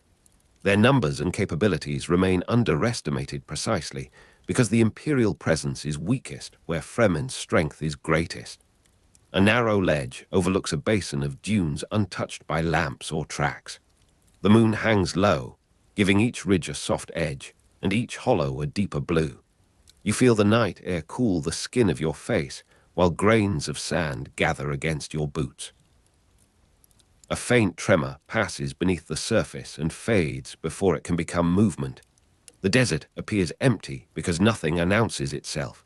Its silence is not absence, but concealment, and the darkness holds more life than the distant offices would record. Before Paul Atreides arrives, Arrakis is already the center of an imperial system built on ecological dependence and political violence. You stand at the edge of that system, with the cities behind you and the deep desert before you. Harkonnen power controls ports, stations, contracts, and armed installations, while Fremen knowledge extends through spaces that official authority cannot master. Chome connects the harvest to distant accounts, and the Guild connects the harvest to the movement of worlds. Beneath these structures, the planet's ecology determines what can continue. A final office remains lit, while most of the imperial complex has fallen quiet. The clerk has left his chair, yet the ledger lies open beside the drying ink. A sealed cargo container waits in another chamber, its faint mélange scent preserved within cold metal. Through the building, marble halls gather the last warmth of the lamps, and the air remains still. Far away, a guild vessel completes its preparations, sending a low vibration through the port. Beyond every wall, the night wind passes over an unlit sea of sand. You look once more at the ledger and find Arrakis recorded as a holding, a source, a responsibility, and a risk. The figures promise wealth, yet they also conceal labor, hunger, punishment, weather, and the long memory of people who have survived beyond the reach of administration. The Emperor's decision waits within its seals, ready to place House Atreides upon the planet and bring House Harkonnen back towards it. The great houses look towards Arrakis because they must, although few understand what they are approaching. The last guild vessel leaves the port, and its vibration diminishes through the ground. You remain beneath the stars while the vessel becomes a point of light, then nothing visible at all. The desert resumes its unbroken darkness, and the dunes extend beyond every route marked on an imperial map. Somewhere within that darkness, spice rests beneath the sand, guarded by an ecology that cannot be separated from danger. Somewhere among the rocks, Fremen voices pass quietly between sheltered chambers. In distant palaces, accounts will be balanced and orders will be sealed. The Imperium waits upon Arrakis, and Arrakis waits beneath the night.